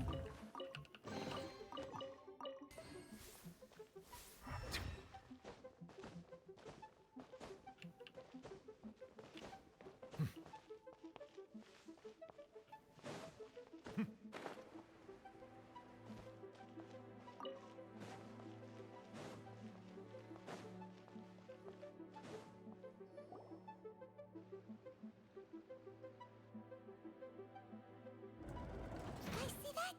That's gotta be the Fatui ambassador here to meet Juri. Looks like he went through that door. That must be the emergency access route, right? Come on, let's hurry.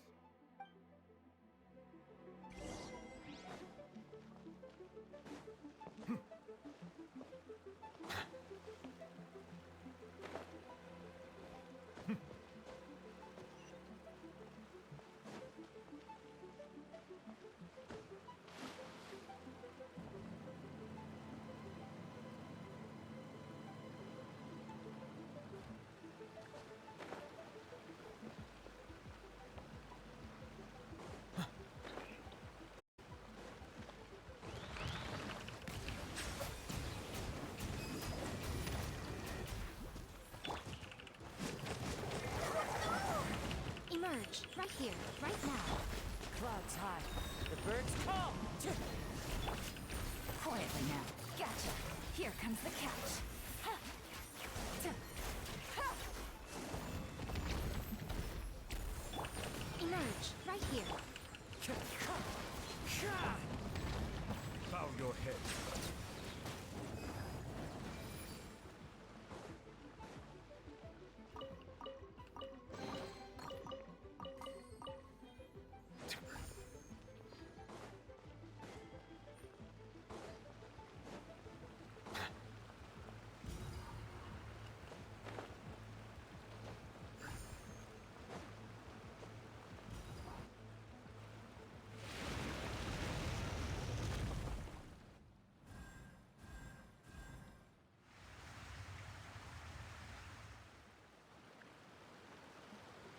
The water's gone down. Hey, look! Is that another way through?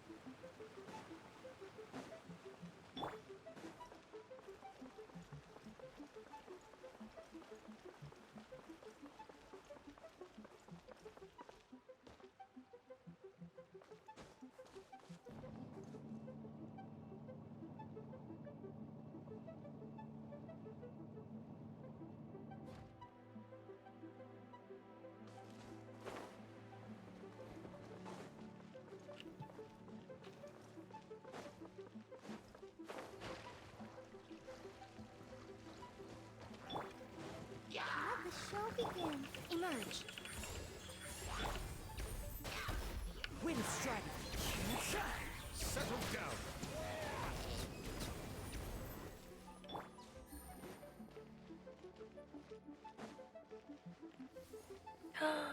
Oh, have I soft locked? No, okay, I haven't. Good.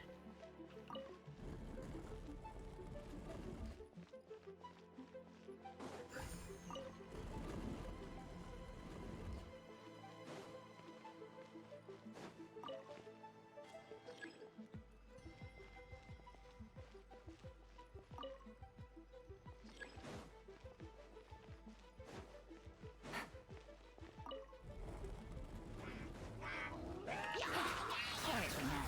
Game's up. Fun's over. Right now. Into the wind.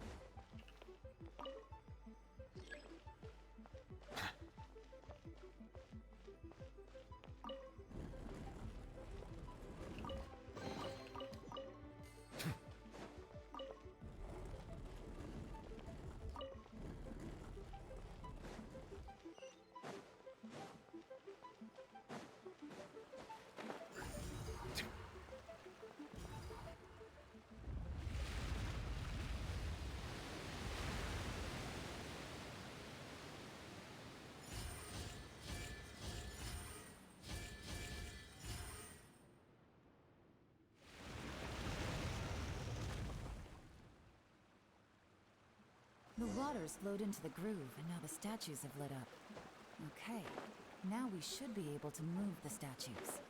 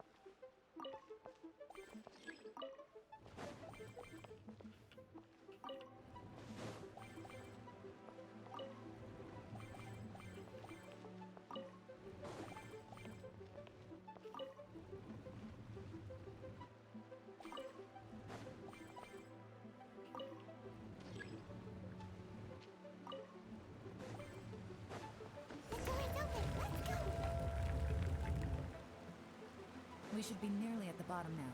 Let's wrap this up.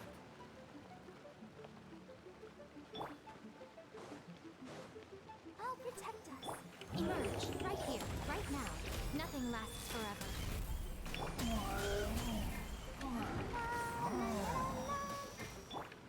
Fallen leaves, adorn my night! Be sanctified. Gotcha. Quietly now. No. Things are about to get dicey. Right here, right now.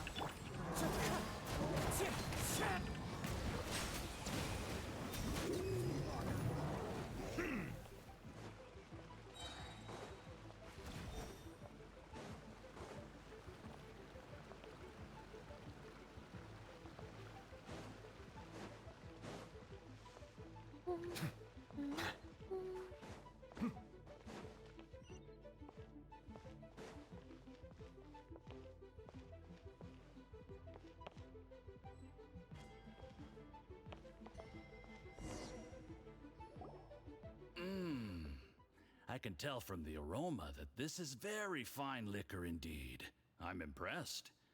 Come on, bottoms up. After you, of course.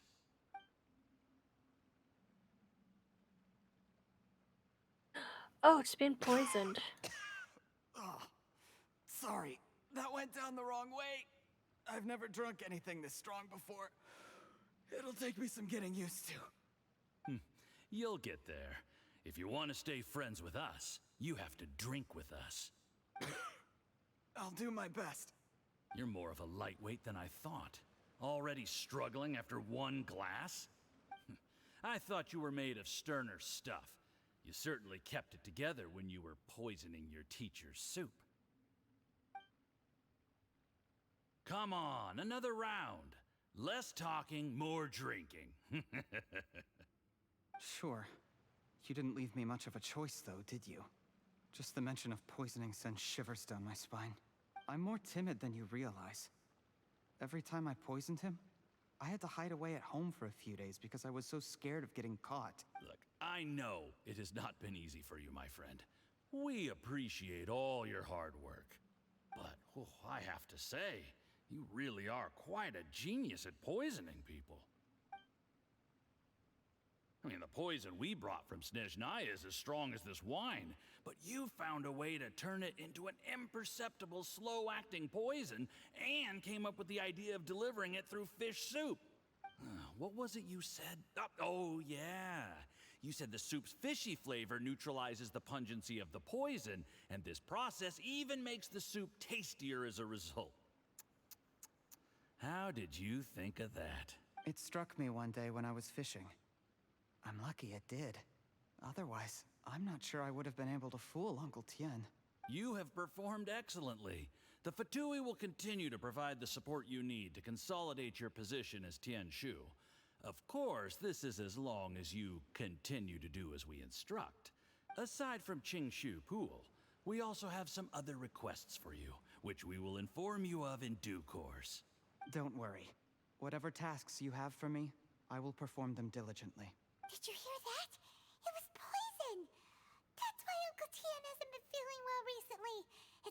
Zhiyi's doing? What a nasty guy! Seize him!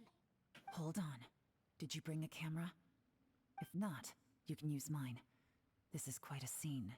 We have to capture it for posterity.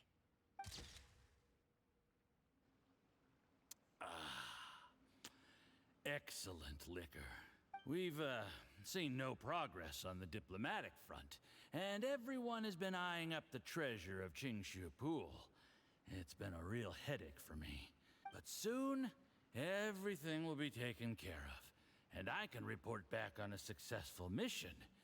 Thank you, Zhiyi. I remember when I first saw you. I knew right away that you would make a good partner for us. Hey, do you still remember what I said to you? How could I forget? You said a lowly commoner like me could never be seen as a serious candidate for the Tianshu, no matter how hard I work. The only way is for you to shine bright in the Tianshu's darkest moment. I think you were absolutely right.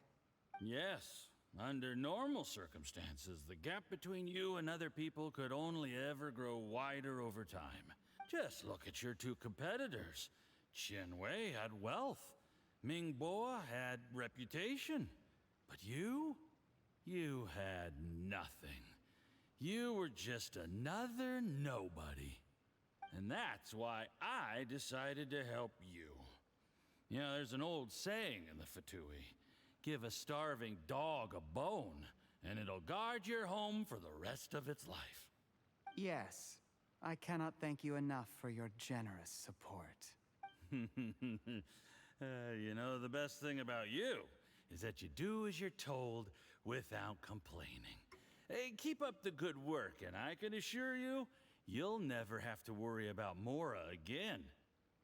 Heck, when you're not in the company of the Fatui, you'll be able to throw your weight around as much as you want. How about that? Uncle Gao said that Zhiyi has low self-esteem. Seems he was right. He was worried that whatever advantage he might have now will diminish over time, so the Fatui persuaded him that he should act while he can. Do you have any more film in the camera? Then get ready to use it. Tonight's grand finale should be coming up any minute now. How well this goes for us depends on how Zhiyi plays his hand. Ooh, is there any more alcohol? Go on. Fill me up. I'm in a good mood today, and I'm gonna drink my fill. Make sure to get me home safely afterward. There's only a little left. Here, I'll fill your glass. If you like it, I can bring you some more next time. Whoa, this is the good stuff. It is great. Huh? What the?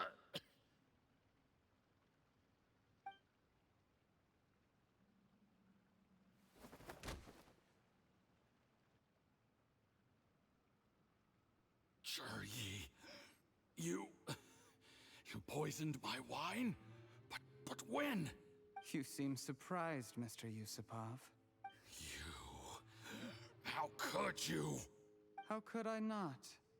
I've sacrificed years of my life studying and reflecting to prepare myself for this position. And in the end, I even had to poison my own teacher. You really think I'd put myself through all that just to become your little puppet? I don't want to bow down to anyone ever again. And that includes you. You imbecile. It's the Fatui who got you to where you are. Do you understand?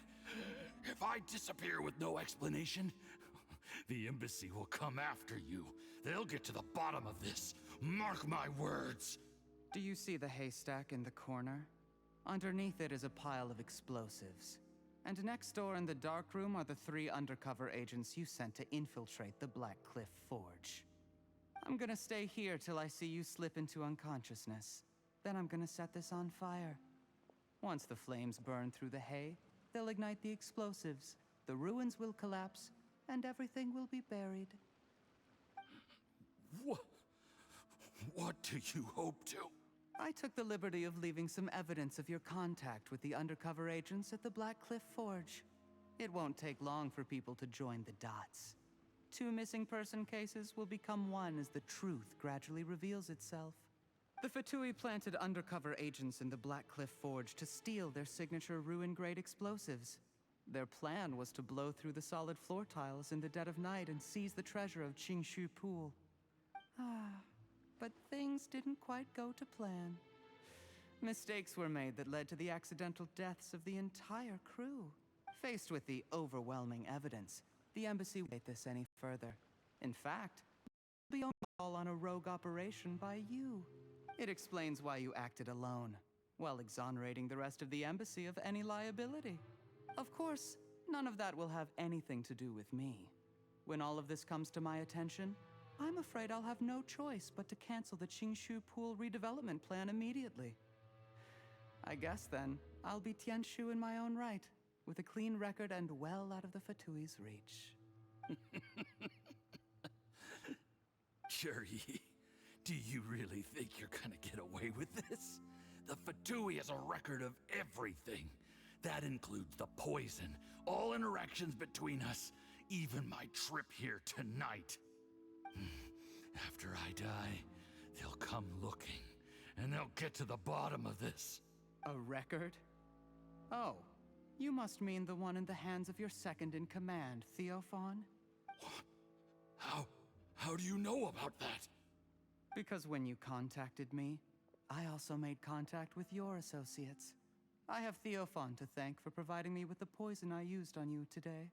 He'll help me tie up all the loose ends. After all, your untimely demise comes with a few perks for him. He has been eyeing your position for a long time now. That traitor! Juri, you... Shh. Relax. Oh my It's god. over. After tonight, everyone gets what they want. And anyone else in the know is either my accomplice or about to be taken out of the picture. Sweet dreams, Mr. Yusupov.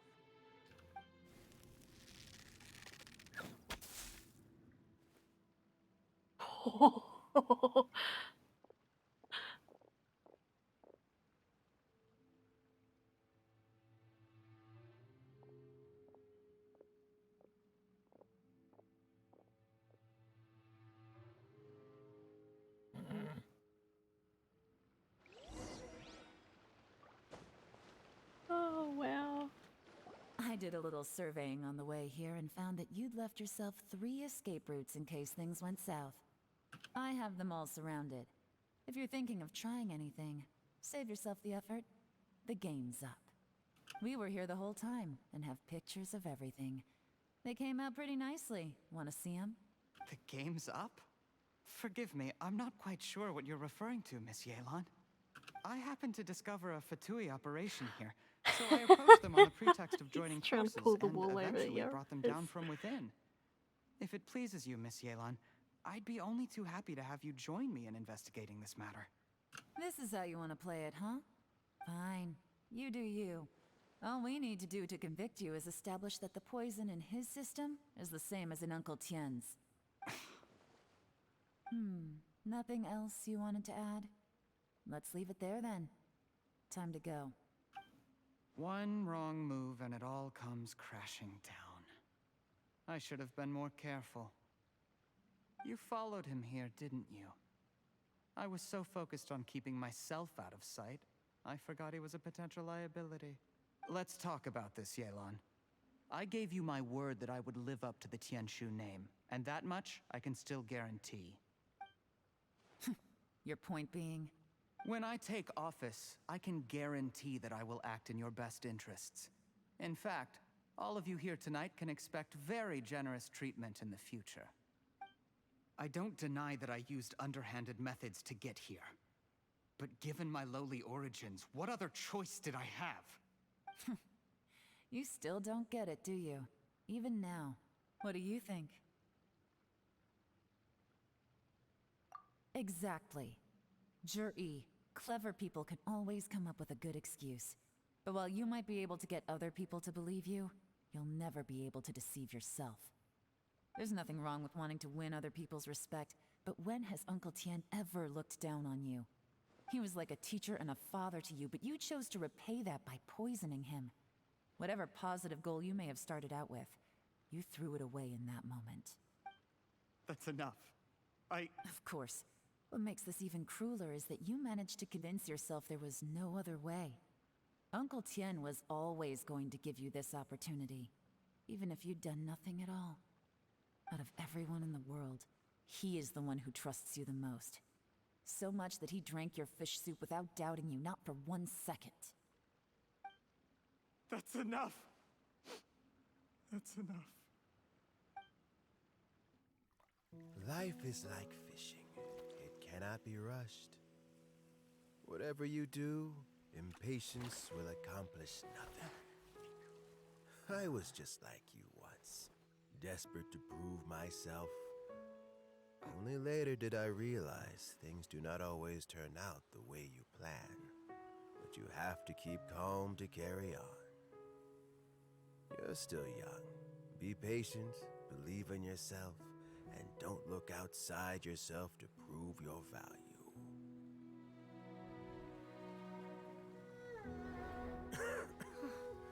Where's Jury these days? It's been a long time since he last paid me a visit. Maybe he's just busy. Well, next time, if he doesn't bring a pot of piping hot fish soup, don't let him in. Whatever you were thinking about, you'll have plenty of time to mull it over in prison. Oh, I almost forgot. If the Fatui find out what happened today, prison might not turn out to be the safest place for you. Trying to have friends on both sides, it has a way of turning everyone against you. But right now, I have an opportunity for you.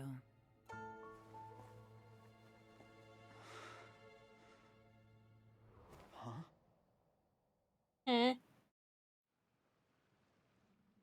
Oh, sorry. Things are about to get extremely busy for me. Let's meet at Yanshang Tea House tomorrow morning. I'll have someone remove the explosives. Then, there's someone I have to go and see.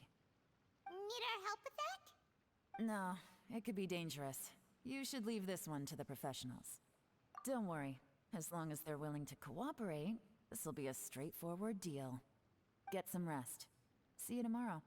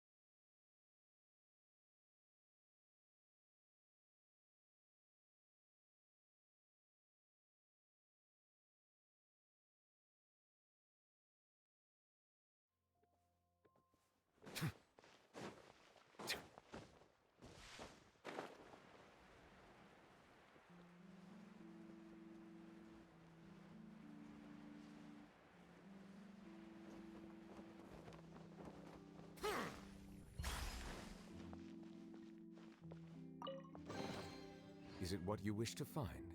Hopefully the excitement of opening a treasure chest has at least made it a worthwhile experience.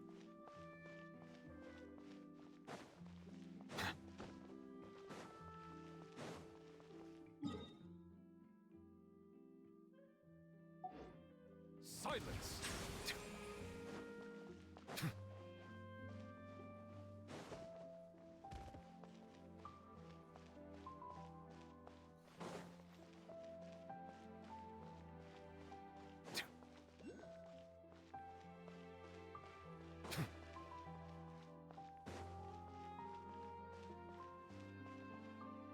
Oh god, what did I come across? Huh? Isn't that Charlotte? Oh no, I came across this. I'm meant to be doing that. Who's Who's your friend, and what are they chatting about? Be pleased with the cherry on top, Charlotte! Journalist extraordinaire! Please tell me you're joking! I read that a gang of criminals tricked the Gardamex by disguising themselves as blubber beasts. It's true, isn't it? It has to be! I've invested all my savings into graph adversarial technology and even taken out a sizable bank loan. I'm begging you like the beggiest beggar in all of begdom. Yikes. I need you to calm down a little, Miss Lapine, Pauline. I admire your passion for your research, and I don't mean to dash your hopes for those, big-ticket orders.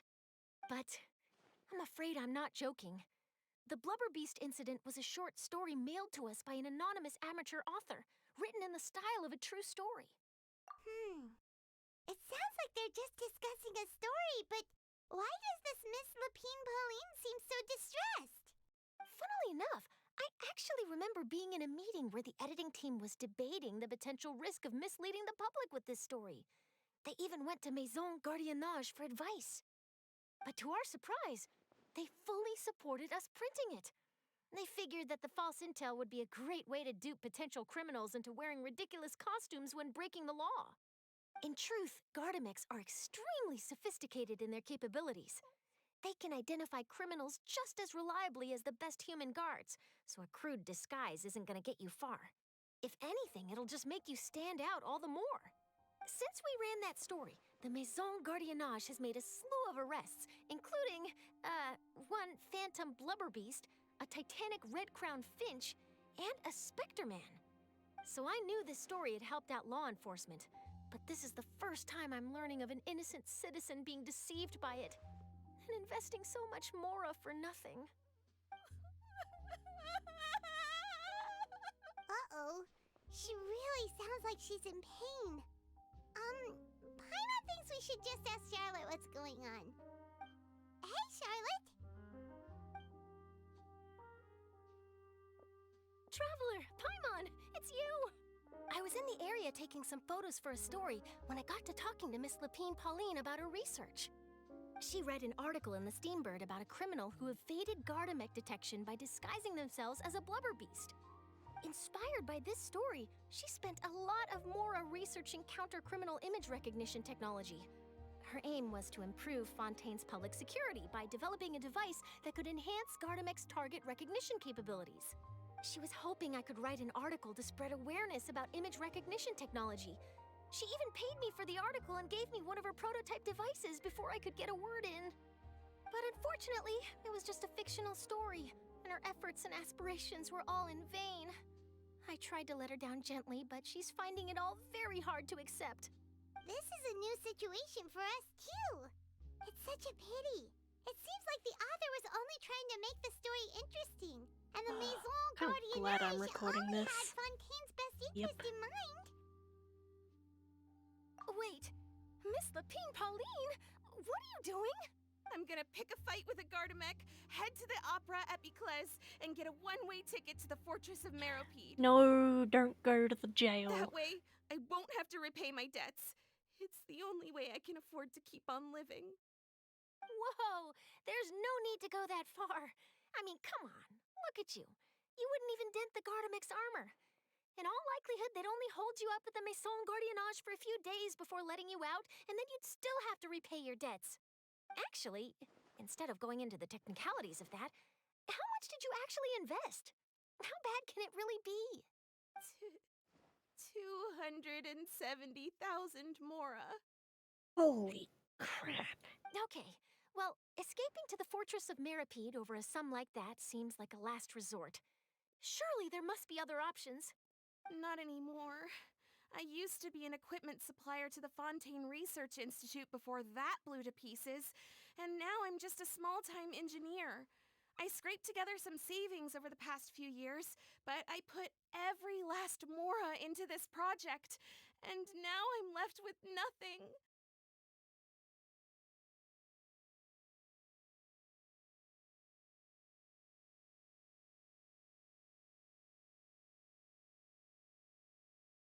It's not just my savings that are gone. It's my whole future as a graph adversarial technology specialist and my dreams of becoming a billionaire one day. Shouldn't be doing this quest.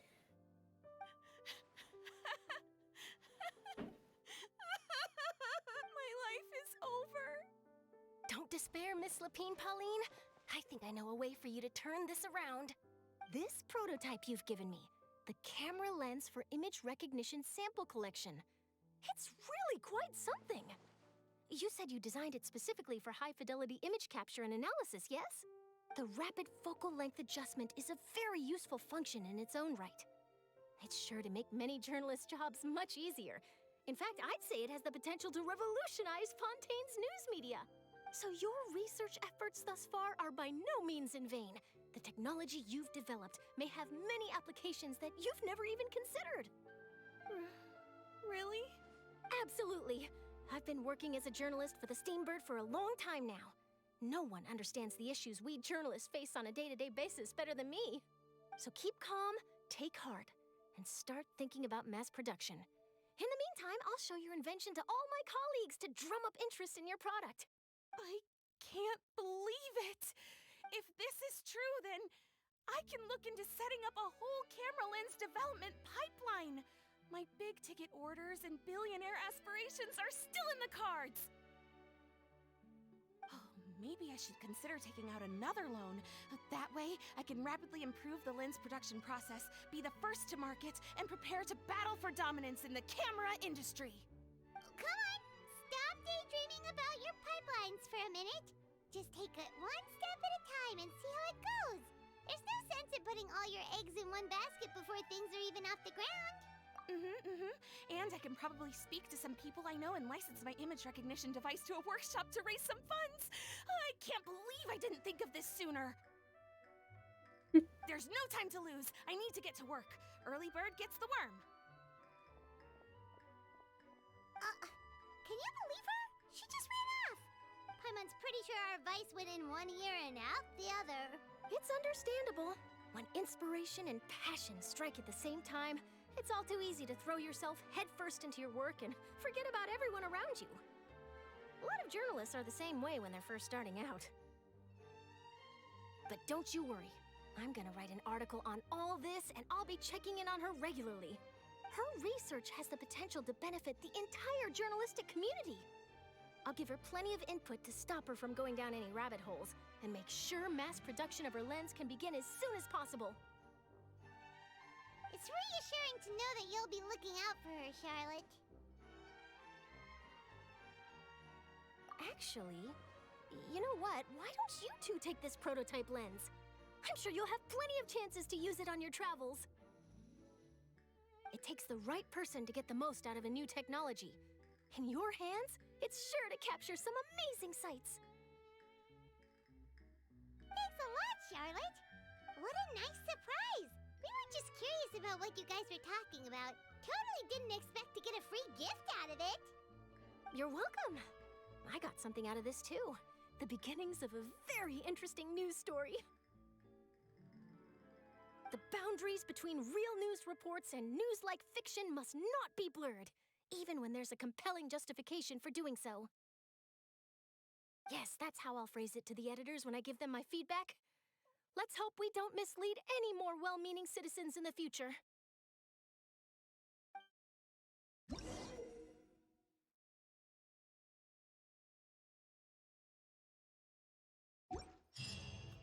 It's done. Okay.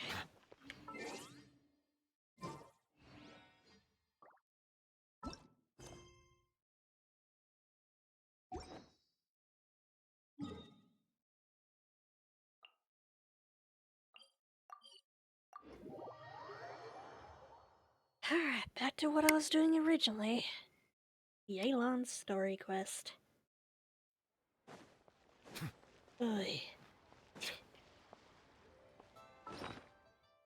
And again.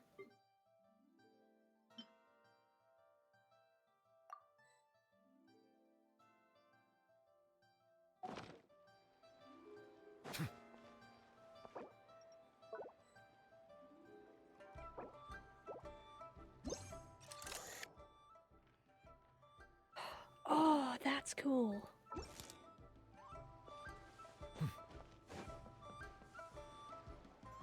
There is now no poison left in his system. But recovery from the damage already done will not happen overnight. Dr. Baiju, is my father going to be... You needn't worry too much. Keep taking the prescribed medicine every day, and a full recovery will take at most 2 to 3 years. It's good we caught it in time. A few days later, and the toxin would have built up in the internal organs. At that point, things would have been much more serious. How did they successfully secure such a seldom seen poison? It seems the Fatui are extremely resourceful. Unfortunately for them, they were up against us. Uncle Tien will be heading off now. Remember to get plenty of rest and avoid overexerting yourself while you're recovering. Don't worry, I will. Thank you very much.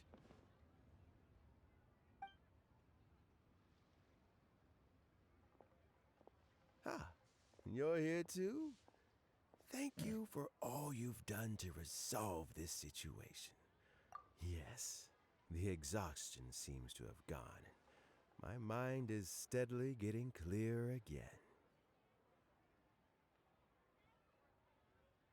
Luckily, it looks like choosing the Tianshu's successor is suddenly not such a pressing issue after all. Hey, Yelan!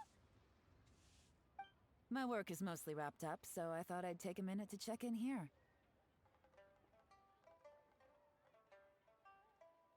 The assessment process comes to an end here, Uncle Tien. In my opinion, Zhi is not suitable for the position.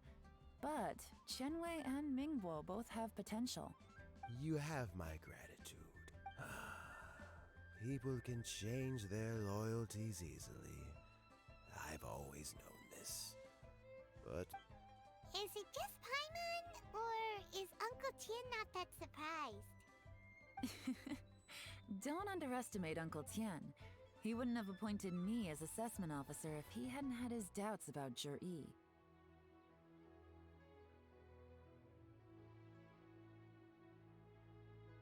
Normally, the Yuehai Pavilion would be responsible for assessing the candidates. Isn't that right, Uncle Tien? yes, to be quite honest, I wanted to trust him unreservedly. But I have to be responsible with the position of Tianshu. When I first met Zhi, I wondered if he had approached me with a hidden agenda. So I secretly investigated him. I concluded that he had no ulterior motives whatsoever. He just saw me as an ordinary fishing friend. In the end, even he changed. But when did it start? I never had any plans to recommend him directly, but I always intended to give him the chance to compete on a level playing field. Family background and fame mean everything to many people, but I don't attach great importance to them. I had no reputation to speak of when I first became Tianshu. I relied on Ganyu's assistance for all manner of things. What I really admired about Zhi was his intelligence and resilience. I have to admit, he's a smart guy and very cautious. The intel suggests that the Fatui saw him as very low risk, but Zhi was still extremely careful with the poisoning. He chose that specific liquor from Xinyue Kiosk because the fiery flavor would mask the bitterness of the poison, and he chose to wait until the Fatui official was drunk and had his guard down before delivering it to him. He also installed a secret compartment in the wine pot he bought to hold the poison. As the amount of liquor went down, he'd shake the pot to release the poison from the compartment into the liquor. Afterwards, we also found he had an antidote on him. Had the Fatui official grown suspicious, Zhi would have drunk the poisoned wine himself, and then found an opportunity to take the antidote shortly afterwards. But that's still really dangerous. Yes, had he drunk the poisonous wine, he still would have faced serious health consequences despite taking the antidote. He didn't hesitate to put himself in harm's way to achieve his goal. How is Jury now? Well, I mean, he is sitting in a jail cell. Like Yanfei says, everyone who breaks the law has to pay the price. Still, he's cooperating. He didn't turn down my offer to strike a deal. I'll make sure there are plenty of guards around to keep him safe from anything the Fatui might be planning. A deal? Does this have to do with what you said to him when you arrested him? Yes, Jur-E's not the one I'm interested in. If he was as far as this went, I'd have handed the case off to my subordinates as soon as I realized. But once the Fatui became involved, things got a whole lot more interesting. I thought I might have the chance to catch a big fish. Well, did you? Almost. Unfortunately, it slipped off the hook at the last second. Uncle Tian? Yelan? What are you talking about? Paimon doesn't understand. Jur-E colluded with the Fatui to try and secure the position of Tianshu. Or, to put it the other way around, the Fatui made an attempt to interfere in the Tianshu selection process. With Yusupov in our hands, and a statement from Jur-E, we could afford to continue with a diplomatic offensive. Also, we'd be able to gain control of Theophan, Yusupov's second-in-command. Then we'd have a pawn in the ranks of the Fatui. Pawns like this can be major assets. They open up all sorts of new options. Why else did you think I was investing so much time and effort into this case? So, okay, well, did your plan succeed? We got halfway. The first part went off without a hitch, and we passed all the information on to Lady Ningguang. But when we tried to make contact with Theophan, he was gone, along with all the evidence. The Fatui must be spying on us. Otherwise, they'd never been able to respond so quickly. I found out from other sources that the Harbinger Regrator got involved. The Fatui's main forces aren't concentrated here. Regrator was only treating this as a peripheral concern. It's a pity that Theophan got away. But knowing which Harbingers are still looking at Liyue is something. It gives me a starting point for my next mission. I have to ask, Yelan. Do you have any desire to take over the position of Tianshu yourself? Yep. I remember you showed some interest a few days ago at Yanshang Tea House. In my estimation, you are more than competent. Oh, that. I was obviously joking. I prefer my current life. There's danger and there's excitement.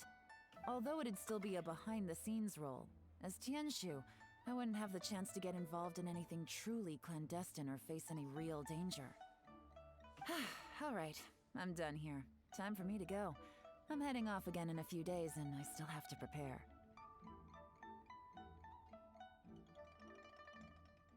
Where are you off to this time? Yep. As you might have guessed, it's for me to know and you to find out.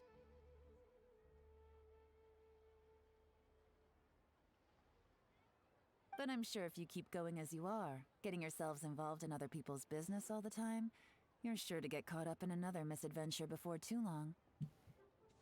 Maybe I'll see you the next time danger beckons. Until then, keep your wits about you. A lot of people are watching you for a lot of reasons. If you have any more questions, just ask Uncle Tian. After the recent turn of events, I'd say he owes you one, wouldn't you?